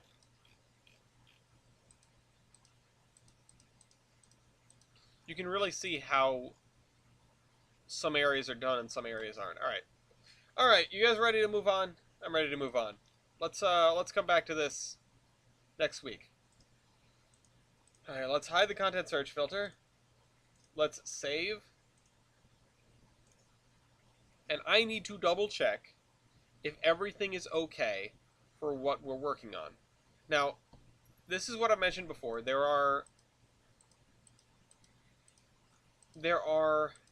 three things that are done up with the AI right now. OB1, which does this and then goes over there. Um, the boat train, which is right here. Where are my engines? There they are. And the trams, obviously. The next thing we need to do, we're gonna go do AI in a minute. I need to seed one more thing. Probably. At least I need to make and load this consist, um, and save it. So, VMR. Do I have them? No, I don't. I don't. I need to go download them. Hang on. VMR. VMR RS3 1900, and yeah, there we go. Oh, the 080s are on the download station as well. Download those two. So, VMR RS3 900 1950. So, there's our less fancy paint scheme, and there's our more fancy paint scheme. And we're going to do like this. Oh, sorry, these two are going to be back to back, and these two are going to be back to back. And these guys don't have auto running numbers. It'd be kind of cool if they did, but they don't. I really appreciate that they were made nevertheless. And we need our PRR 50 foot, or sorry, 50 foot flat car PRR. We're going to need 40 of these. 1, 2, 3. Oh, this is going to be difficult. 4, 5, 6, 7, 8, 9, 10, 11, 12, 13, 14, 15, 16, 17, 18, 19, 20, 21, 22, 23, 24, 25, 26, 27, 28, 29, they're reskins. 30, 31, 32, 33, 34, 35, 36, 37, 38, 39, 40. And what kind of caboose would the VMR have? Probably like an ancient wooden hack. Alright, let's go back to the content search filter.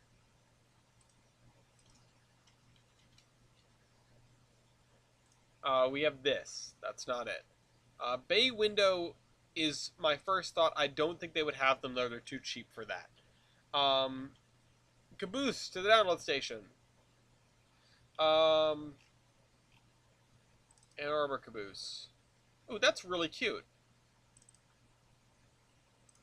ATSF 700 caboose. That's sort of in the right vein. B&M C3 caboose. Nope. Oh, I think I found something. This is a little too old, but I'm going to download it anyway. B&M 401 N5. Yeah, see, these are all too old. B&M Woodside caboose. Yeah, there we go. Narrow gauge bobber converted to standard gauge. Yeah, you're on the money. BNSF wide vision caboose. No. CNO Woodside caboose. Oh, these are all reskins of the same model.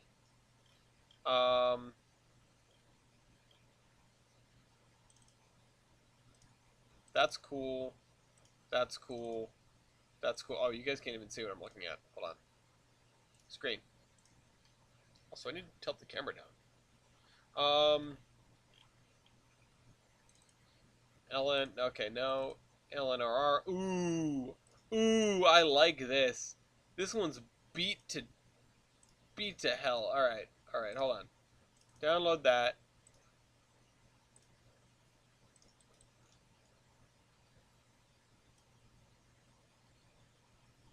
I like how it has a thing mount. Oh, it's that. Those are marker lights.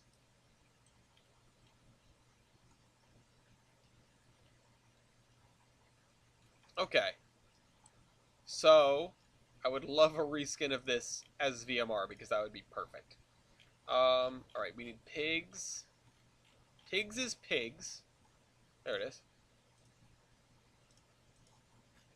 And then we need to do that.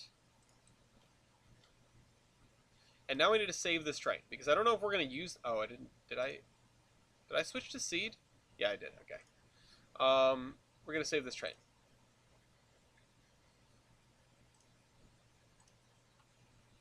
Create new asset. VMR intermodal train. 5 RS3s. Pigs. Wooden caboose. Does it load? No. Well, that's fine. So, God damn it. This is yep. 5 diesel for 40 cars. These guys go straight from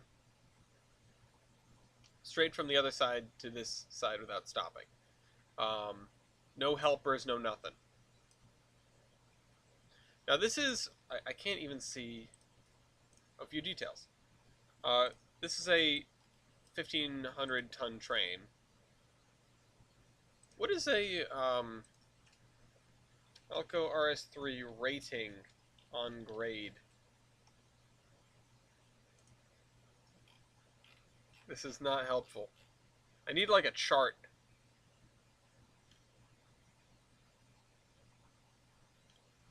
Oh,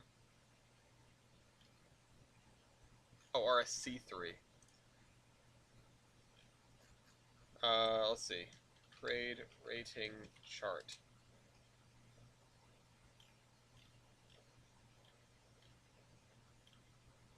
Oh wait, I can do math. That's right, I can do math. Hold on.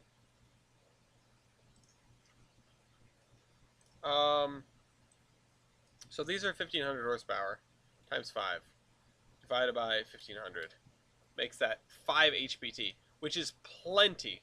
However, this is like their crack freight, which is why they overloaded. I mean, I could see them putting 4 engines on it. Hello, James. Welcome to the stream.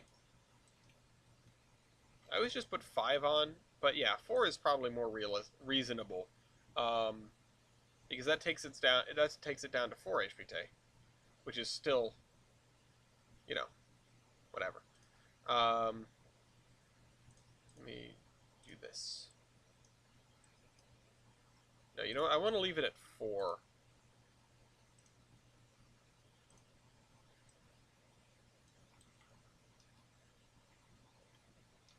And just in a weird arrangement, too. Well, actually, I probably should... Let me do it like... Let me do this. Okay, that's not attached. Oops. Spin this around. I'm trying to make a properly randomized arrangement here. There we go.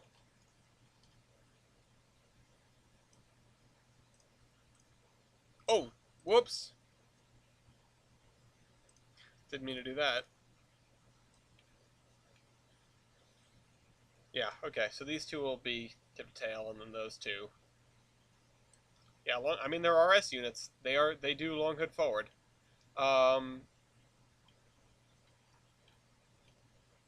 So this is 4 HPT, which is plenty, right? Because if I cut down one more, it's 3 HPT, which is less than I probably want. So let me actually delete that. Yes. Grab this. VMR Immortal Train, 4 RS3s, 4 S3, 40 flats, wooden caboose. There we go.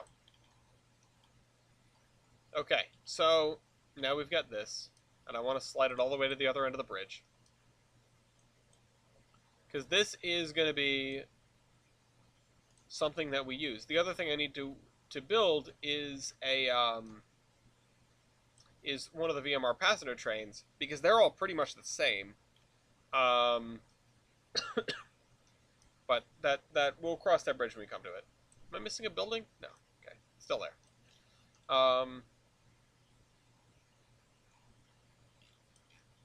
But we won't AI that this time. I think we're just gonna leave that the way it is because I don't have any track marks set up on the thing. We just need to know if I don't know if he does his thing. So let's check on edit session, schedule library. Um, oh right, we were having problems. We were having problems getting the engine to pull out of the track, and that's why I added this signal. We need to know if this works. We need to know if this works. All right, so exit surveyor, save, save.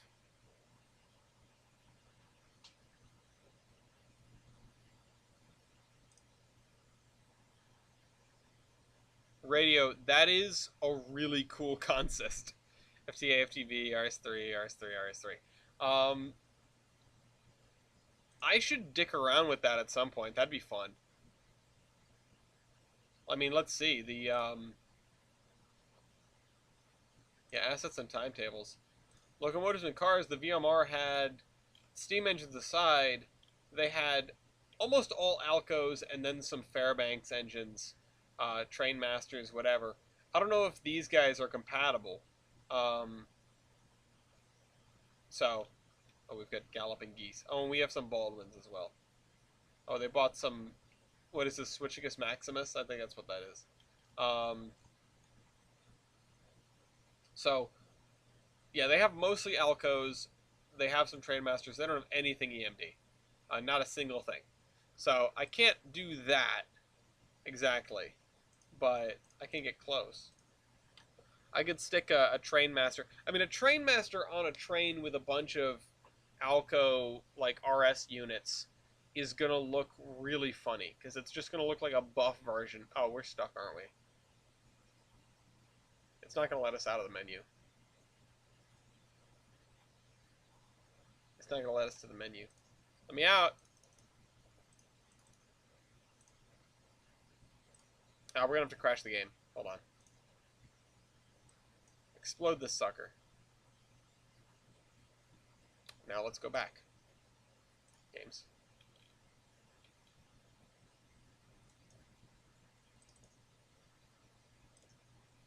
Start Trainz. God, that's hilarious. Yeah, I mean, I guess they were all pretty compatible. I mean, obviously all the modern stuff is compatible, because that's just the way it works. Use changes. I already saved, so.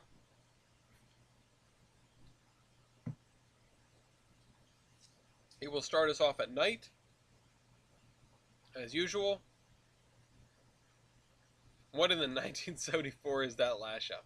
Well, it's got an F40 in it, so you know it can't be that bad.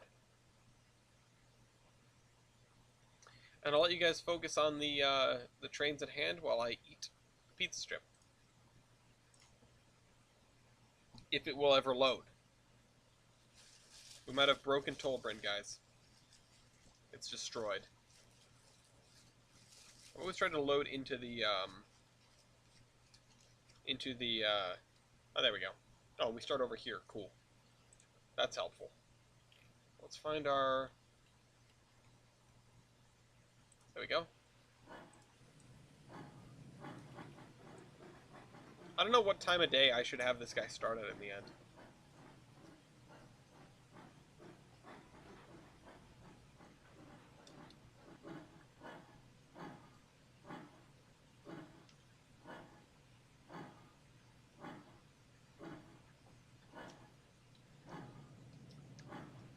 What the heck is that? It's a window.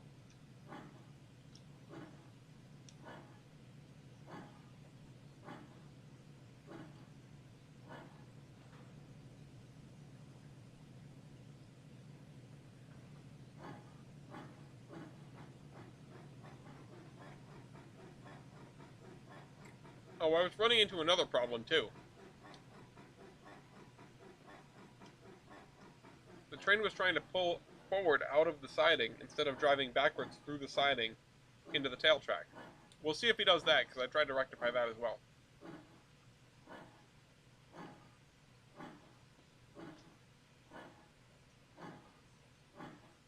My man is not on full troll brain. Oh, my apologies.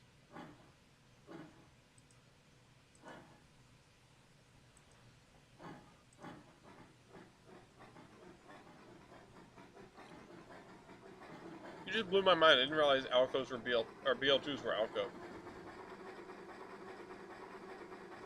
But no, we don't have any BL2s on here. When were the BL2s built?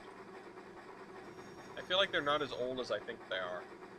Or maybe they're older than I think they are.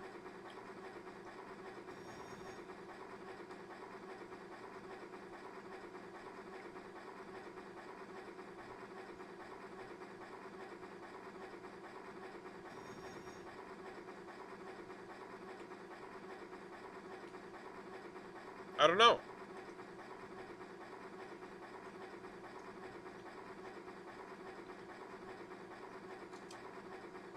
No, they were EMD. They were EMD.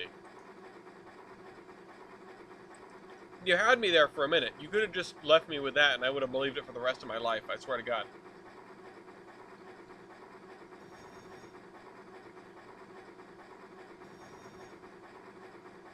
Oh, wow. Okay, so they aren't that young at all.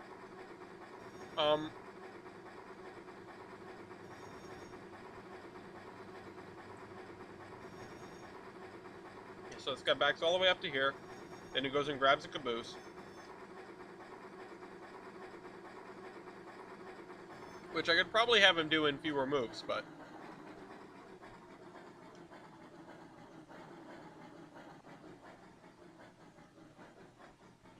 I don't want him getting confused.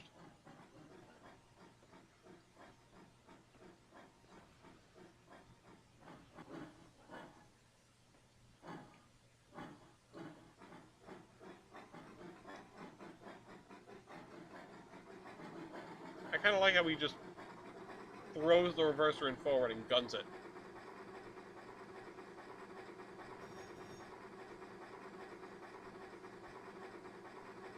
They were predecessors to the freaking GP7. Wow, really?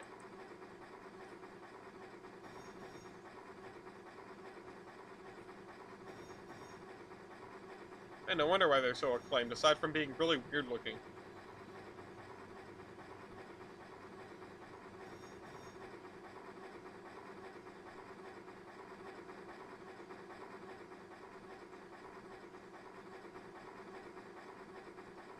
I should have the boat train leave in the morning. Or, like, set up one of the passenger trains, or some of the passenger trains. You know? It wouldn't be that hard. I mean, let's see, it's 5 in the morning. Timetable says there should be a train coming through now, and another one in 15 minutes that doesn't stop.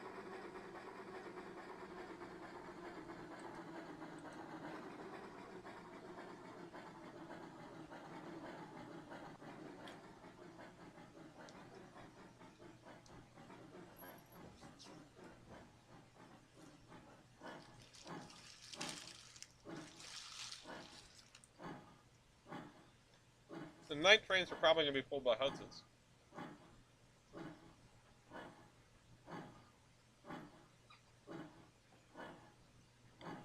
Because, if I double check the list, Gilson Eastern has, as far as passenger engines go, I mean, they've got a buttload of Pacifics, but they also have a handful of, Hudsons and a handful of Northerns. They've actually got quite a few Northerns. They bought 50 of them. And so they're going to take that hack off the end of the line.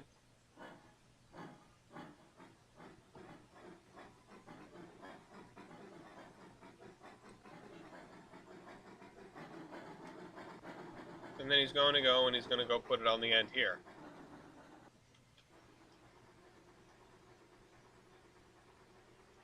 So he's got to go all the way back over here. And then all the way back over there. And see, this is why I don't do these tests. in I don't tend to do these tests during the videos if at all possible. Also, these guys have two drivers. I mean, I guess two-man crews, right?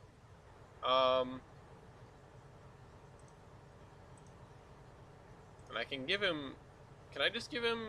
No, I can't. What if I just say? Oh, I can say drive. I can say drive to. Um, I'm not sure I named the station properly. Oh, VM Olive. Okay, yeah. Track 1. Go. Can you figure that one out? Yeah. Okay. Alright, good luck. We'll check in on you later.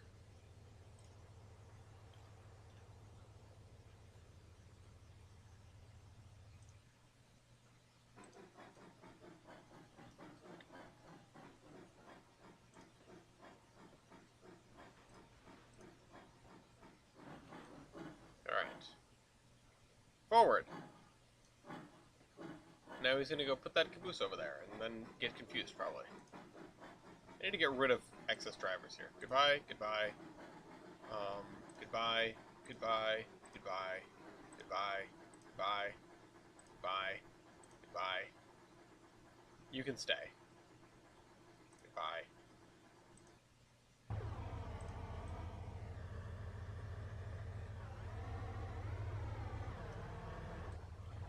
So you're going towards signal over here.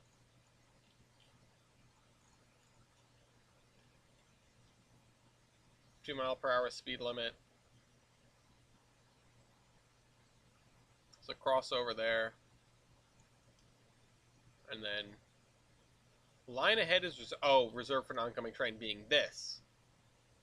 I see. That's not correct. That's not an oncoming train.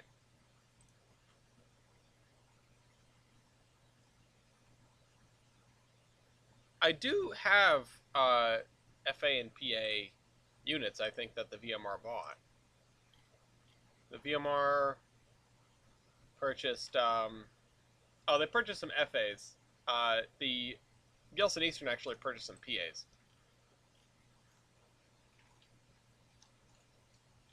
And this guy's still on the bridge. He's coming. He's a-coming.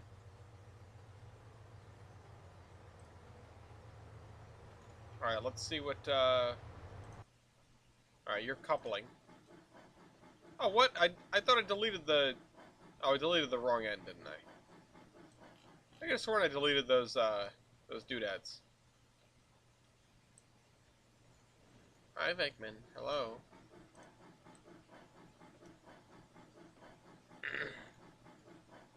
Don't know why the speed limit's 10. I really don't. He's taking his sweet time, though.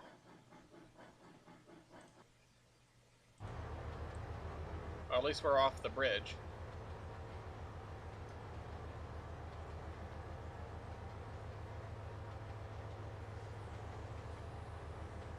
Yeah, this is one where I think we're gonna end up, Hi, kitty. I think we're gonna end up setting a timer on this one, too. But when he gets in, things do kick off.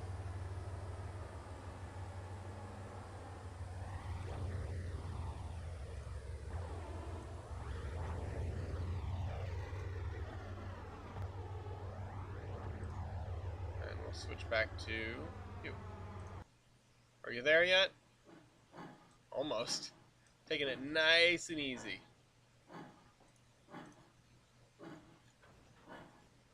Every time I want to be adding something, you know?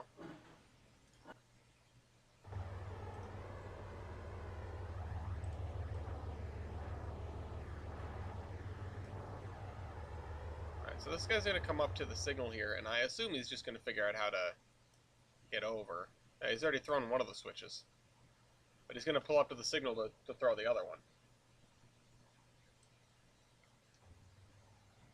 Here it comes.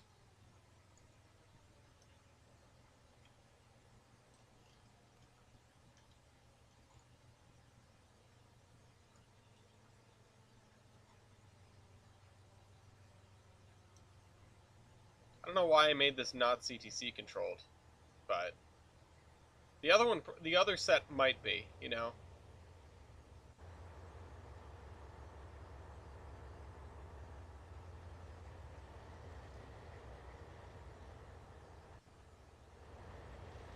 Comes to a halt, then he figures the switch out. This is what's terrible about the Trainz AI. They don't think ahead more than 2 feet.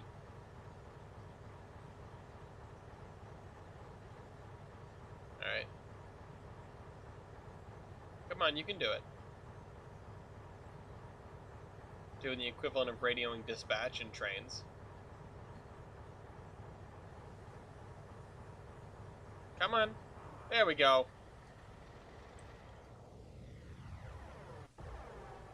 You've got green for glory. Alright, let's check on our other hero. Oh, he's running around the train 10 miles an hour. God damn, man. Pick it up.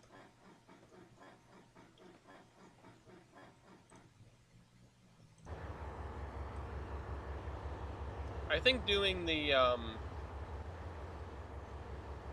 Woof, come on, man. I think doing the, I threw down the train and told it to move just for the sake of it. Honestly, I probably should have programmed it, like, properly. I just didn't feel like it. I think every time I should be adding... Where the heck did the cat go? I don't want to run him over with my chair. Every time I should be adding another train and then troubleshooting sort of in the meantime.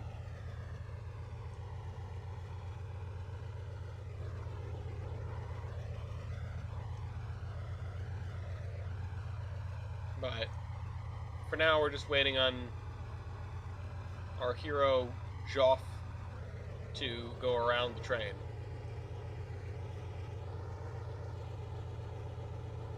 You've missed the whole stream except the AI part, yeah. This is why this guy had 5 engines on him. Like how much trouble he's having accelerating.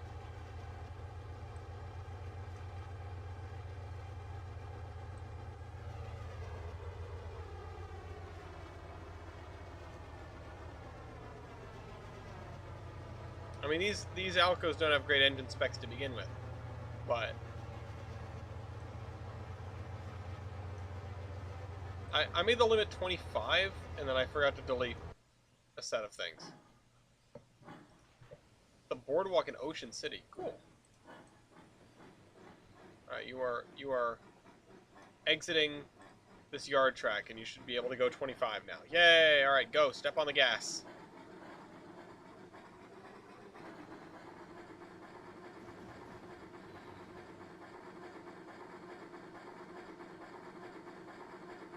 I make him go around this way. I wonder if he could go around this way instead.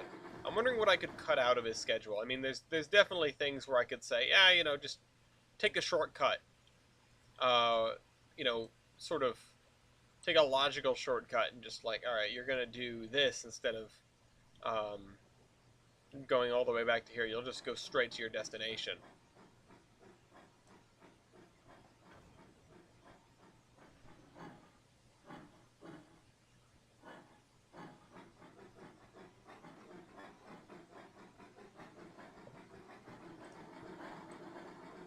Right, go.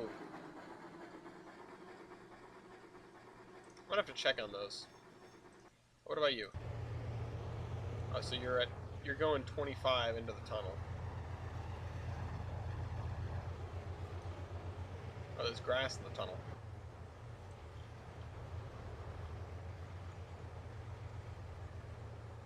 This is our 40-car train.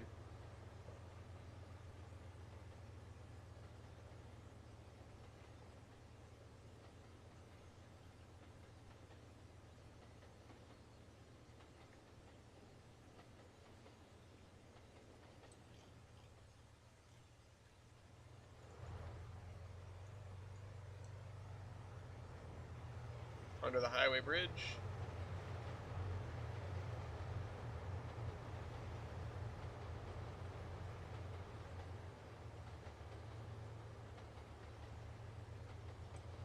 And past Lionhead, past the colliery.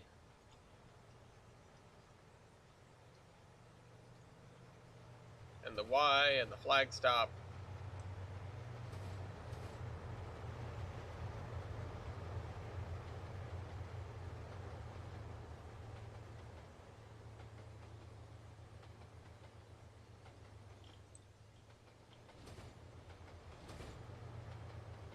I was about to say, oh, where's the Y? Oh, it's right here.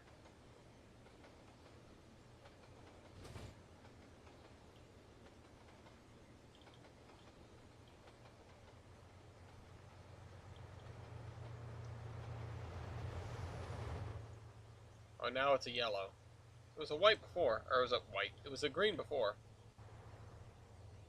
So now he's going to slow down at 25, and he's going to crawl all the way down. Uh-oh, he's gonna cut the corner. He's gonna cheat. He's not gonna go via Bristol Curve. He's gonna go over the cutoff, isn't he? Oh no, I can't look. At least this guy's backing up. Okay, he's gonna get to the part where it's a problem.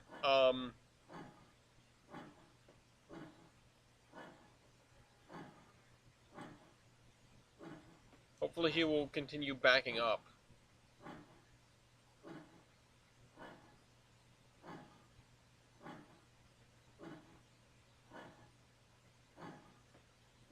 This is, I mean, the first bit is not the difficult bit. Because he's going to couple to these, and then he's going to back up at least to here. But then if he starts going forward again, that's the part that's going to blow my mind. Because that's what happens sometimes. That's what has happened multiple times. He pulls forward to pull all the way out of the yard and go around the outside track and into the siding that way. And it just, I don't get it. I don't get why you would do that. But then again, the Trainz AI is kind of an enigma. It doesn't make a lot of sense.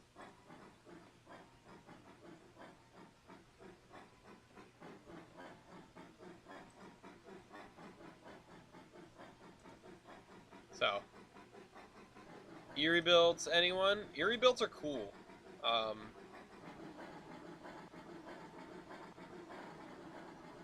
HH600 is a Fairbanks. It's not an Alco, but oh, you did say speaking of FM, yeah.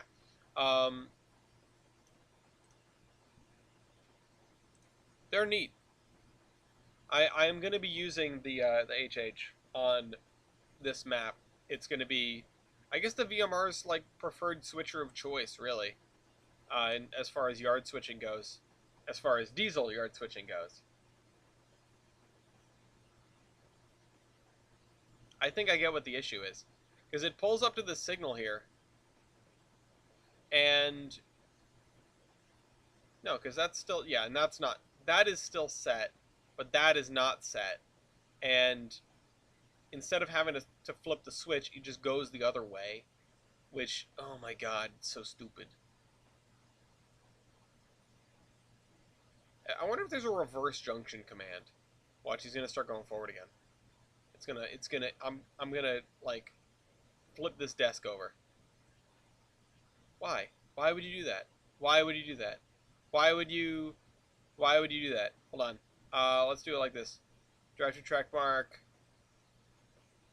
Tail track 1.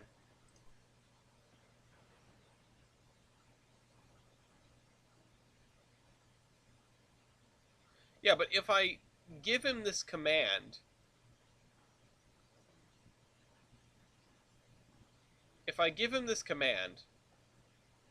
right, then he'll still do the same thing, because that's what he did previously.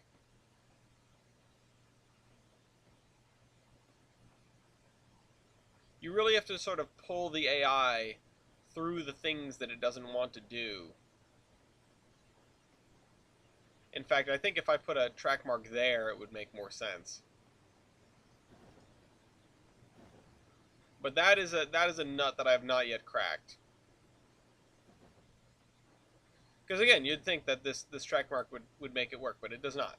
It does not make it work. This is where things get interesting. I'll also check on you. Are you going to... Oh, hello. Yeah, you're going across the new bridge. You're not supposed to do that. You're not supposed to do that, man. This is under construction zone. You can't go through this way. Oh, for God's sake.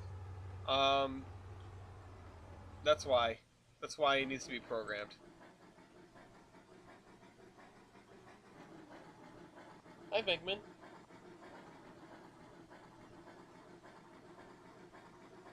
Hi.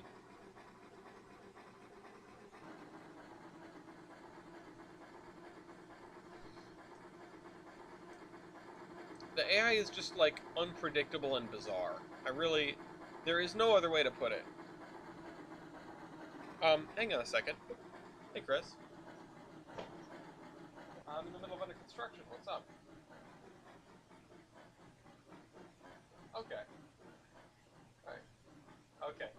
See ya. Bye. I was afraid something was wrong. Okay, so he's gonna back up to that track mark, and then he'll go forward, and then he'll go over to the log transload, which I need to change all the names on, and I need to put on I need to make my to-do list again, honestly. Um,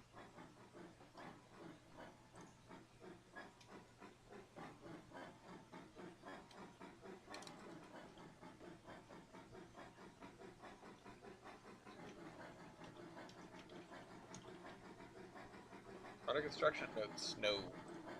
Where's my file? Where's my under construction notes file? Documents. Trainz. Yeah, it's right here. Operation. Check and Seed Industries. I think I can mark that off. Goals operation. Why is OB1 reversing when it doesn't need to?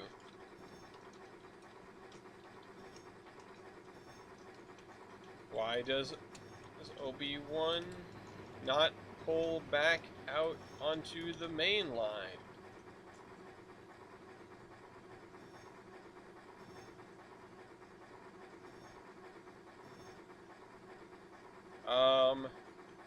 Program passenger trains and intermodal train.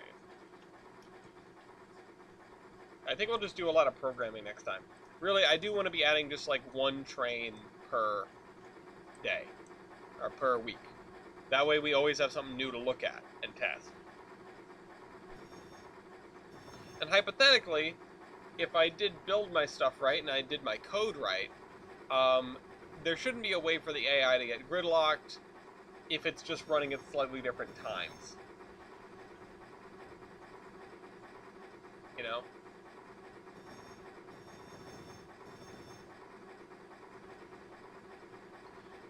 The other thing I need to program is just a little thing. I need to program the switcher that does the monkey bananas. You know? That's something. That is like a little microcosm that can probably be done on its own. He just has to switch out one set of cars.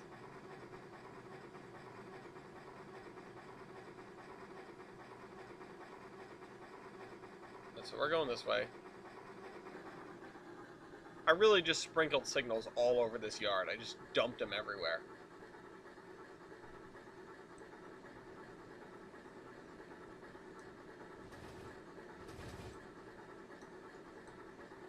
We're about to have an increase in speed limit, 30 miles an hour. As we slow down.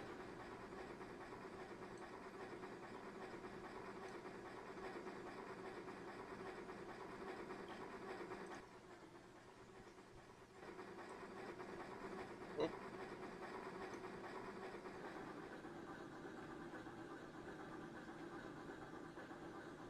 Track work's a little worse over here.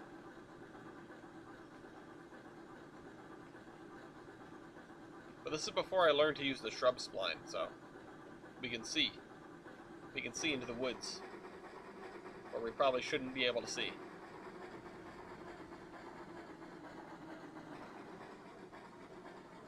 And we're getting close to the track mark.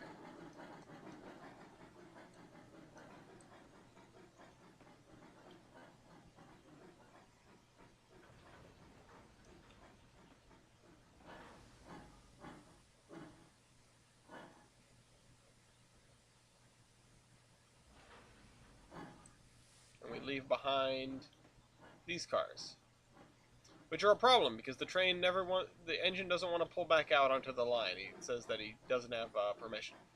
But I might have to do a trick with invisible signals and the signal command. So, in fact, that might do it in the other scenario too, where he's not where the train is not driving backwards; it wants to go around the long way. And I'd be completely fine with that if it weren't for the fact that I still need to put a caboose on it. Unless I want to grab the caboose off the front and then park it on the siding and then back down onto it.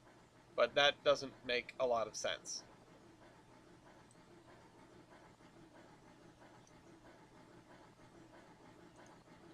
But whatever makes the AI happy, whatever makes it work.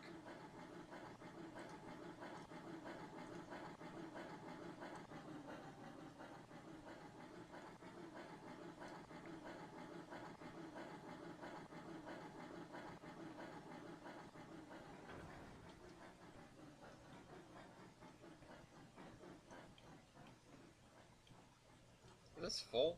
Yes. Okay. Just wanted to make sure. Alright, stop.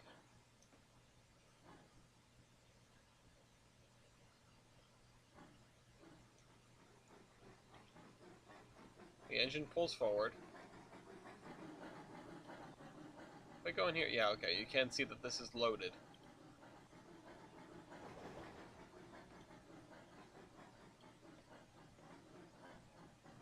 And stop.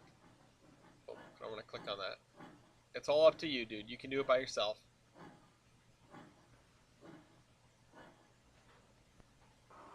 Flips back around. Wait, why is it no train selected? Is it because he's reversing now? That might be the case. Which would explain why certain sets of locomotives get more than one engineer. I wonder how this guy's doing. Let's just check on you for a second. Oh, you're going at 50. Okay, you just came out of that tunnel. You're heading towards RJ Canyon right now. That's a pretty scene. Okay, back to the important one.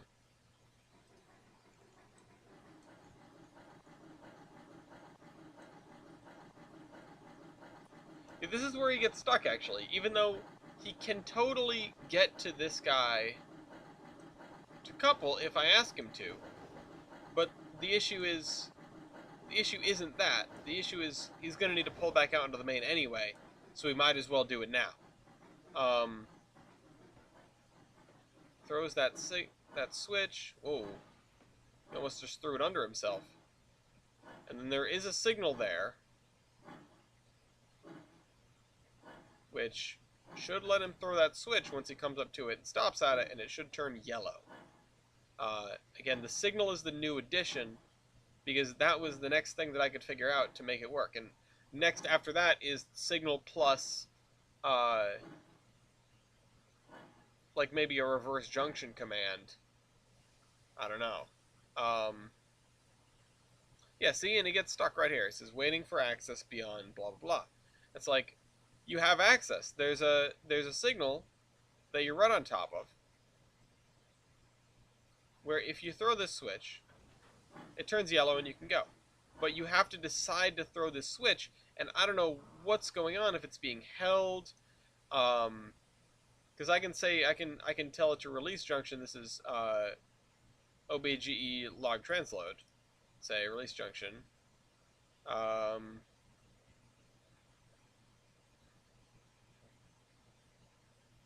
Oh, sorry, it's up here. OBGE log transload.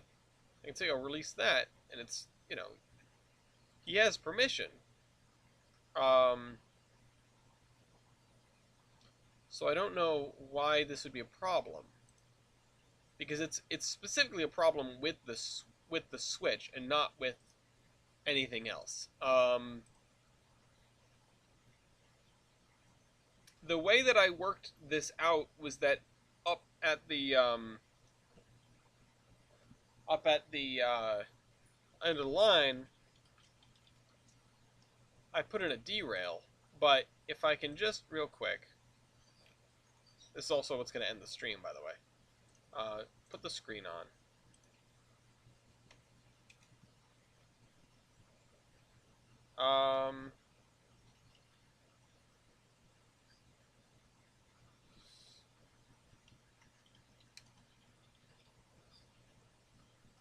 I want a that is not, yeah. Um,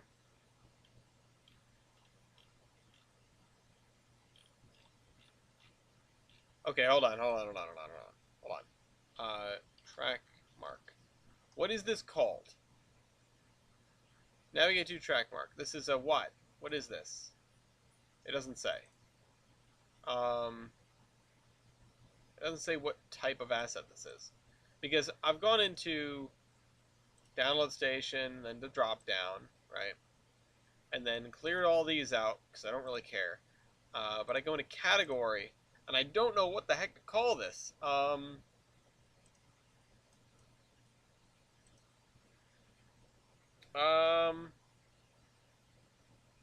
Script? Yeah, it's script. Okay. It's script. Uh, junction. Set one junction. Oh, tell me this does exactly what I think it does. Because this would be a lifesaver. Don't save. I just want to look at this. I just want to see if this does what it does. What it says it does. Oh, right. We got to go in here. We actually got to hit edit session. Then we have to use the changes. Whatever those changes are.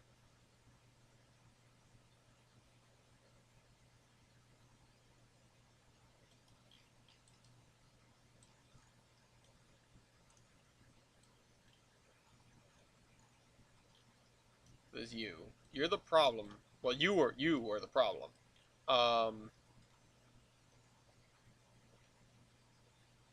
Yeah, all these things need to be renamed because they're called transfer instead of transload. That's not a nut that I want to try to crack today, but hey. And there's this. These signals. And I've tried it with a bunch of different things, and if the train has not just dropped stuff off over there, it'll work just fine. I did test that. And then up here, I got it to work by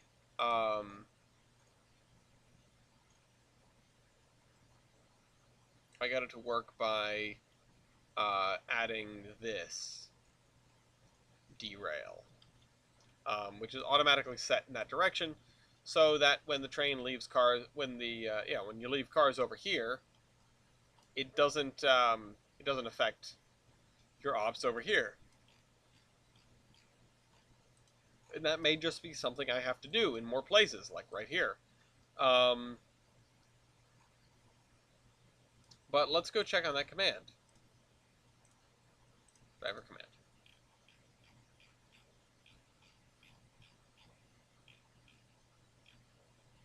Yeah, move turntable. Release junction. Let's the driver release the junction they've been holding. Set one junction. Let's try that.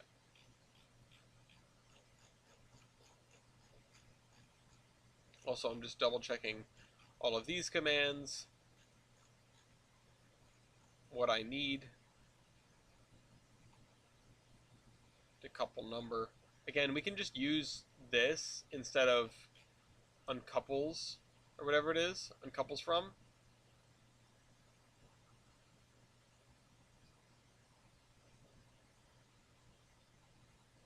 Cab set control, cab wait. Commands, couple at track mark.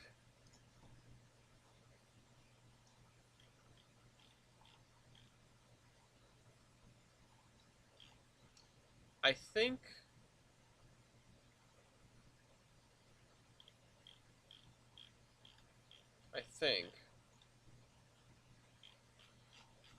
reverse direction. Do I have that one? No. Oh, change direction. Maybe I can make it work with that one. But also, yeah. Um,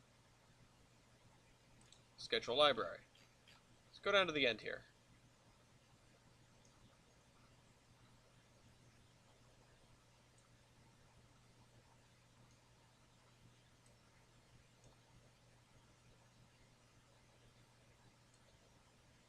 Right here.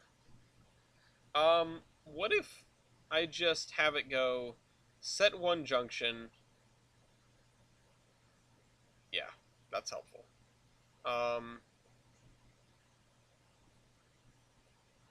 Whoa, what does that mean? Direction left, forward, direction right, direction backward.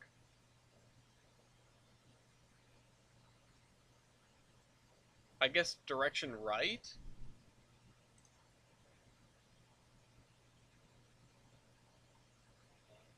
Yes, maybe. Oh, okay.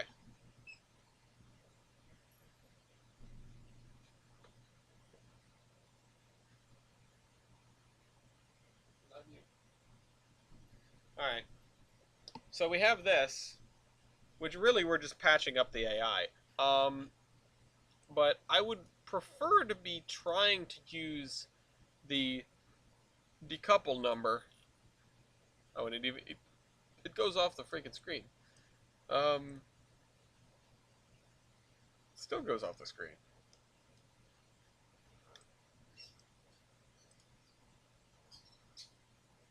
Yeah, this is unhelpful. Alright, well, we'll use uncouples for now, because I don't know, because this doesn't start at 0, so I'm going to try not to use this unless I have to. The other thing is I can use it with the reverse direction command to cut off the last cars from the train. Oh, also, I wonder... Oh, okay, runtime editing is not available. What about this one? Runtime editing, no. I wonder if there's a better uncouple command that has runtime editing. Because then I could just enter a number, right? Because this is... Oh, no, I can just... Well, yeah, I can just go into this. Okay, there may be a time where we have to do runtime editing to get that to work.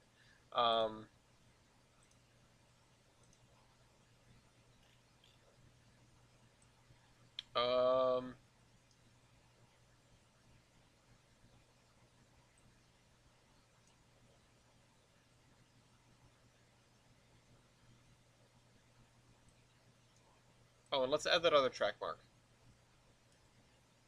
Alright, so that's Butler Trail Track 1. Tail Track 1, Butler Yard South D, Butler Yard South. Couple, and then go Yard North 1, and then drive to track mark GE, Butler Yard, Tail Track 1. Or drive, it should be drive via.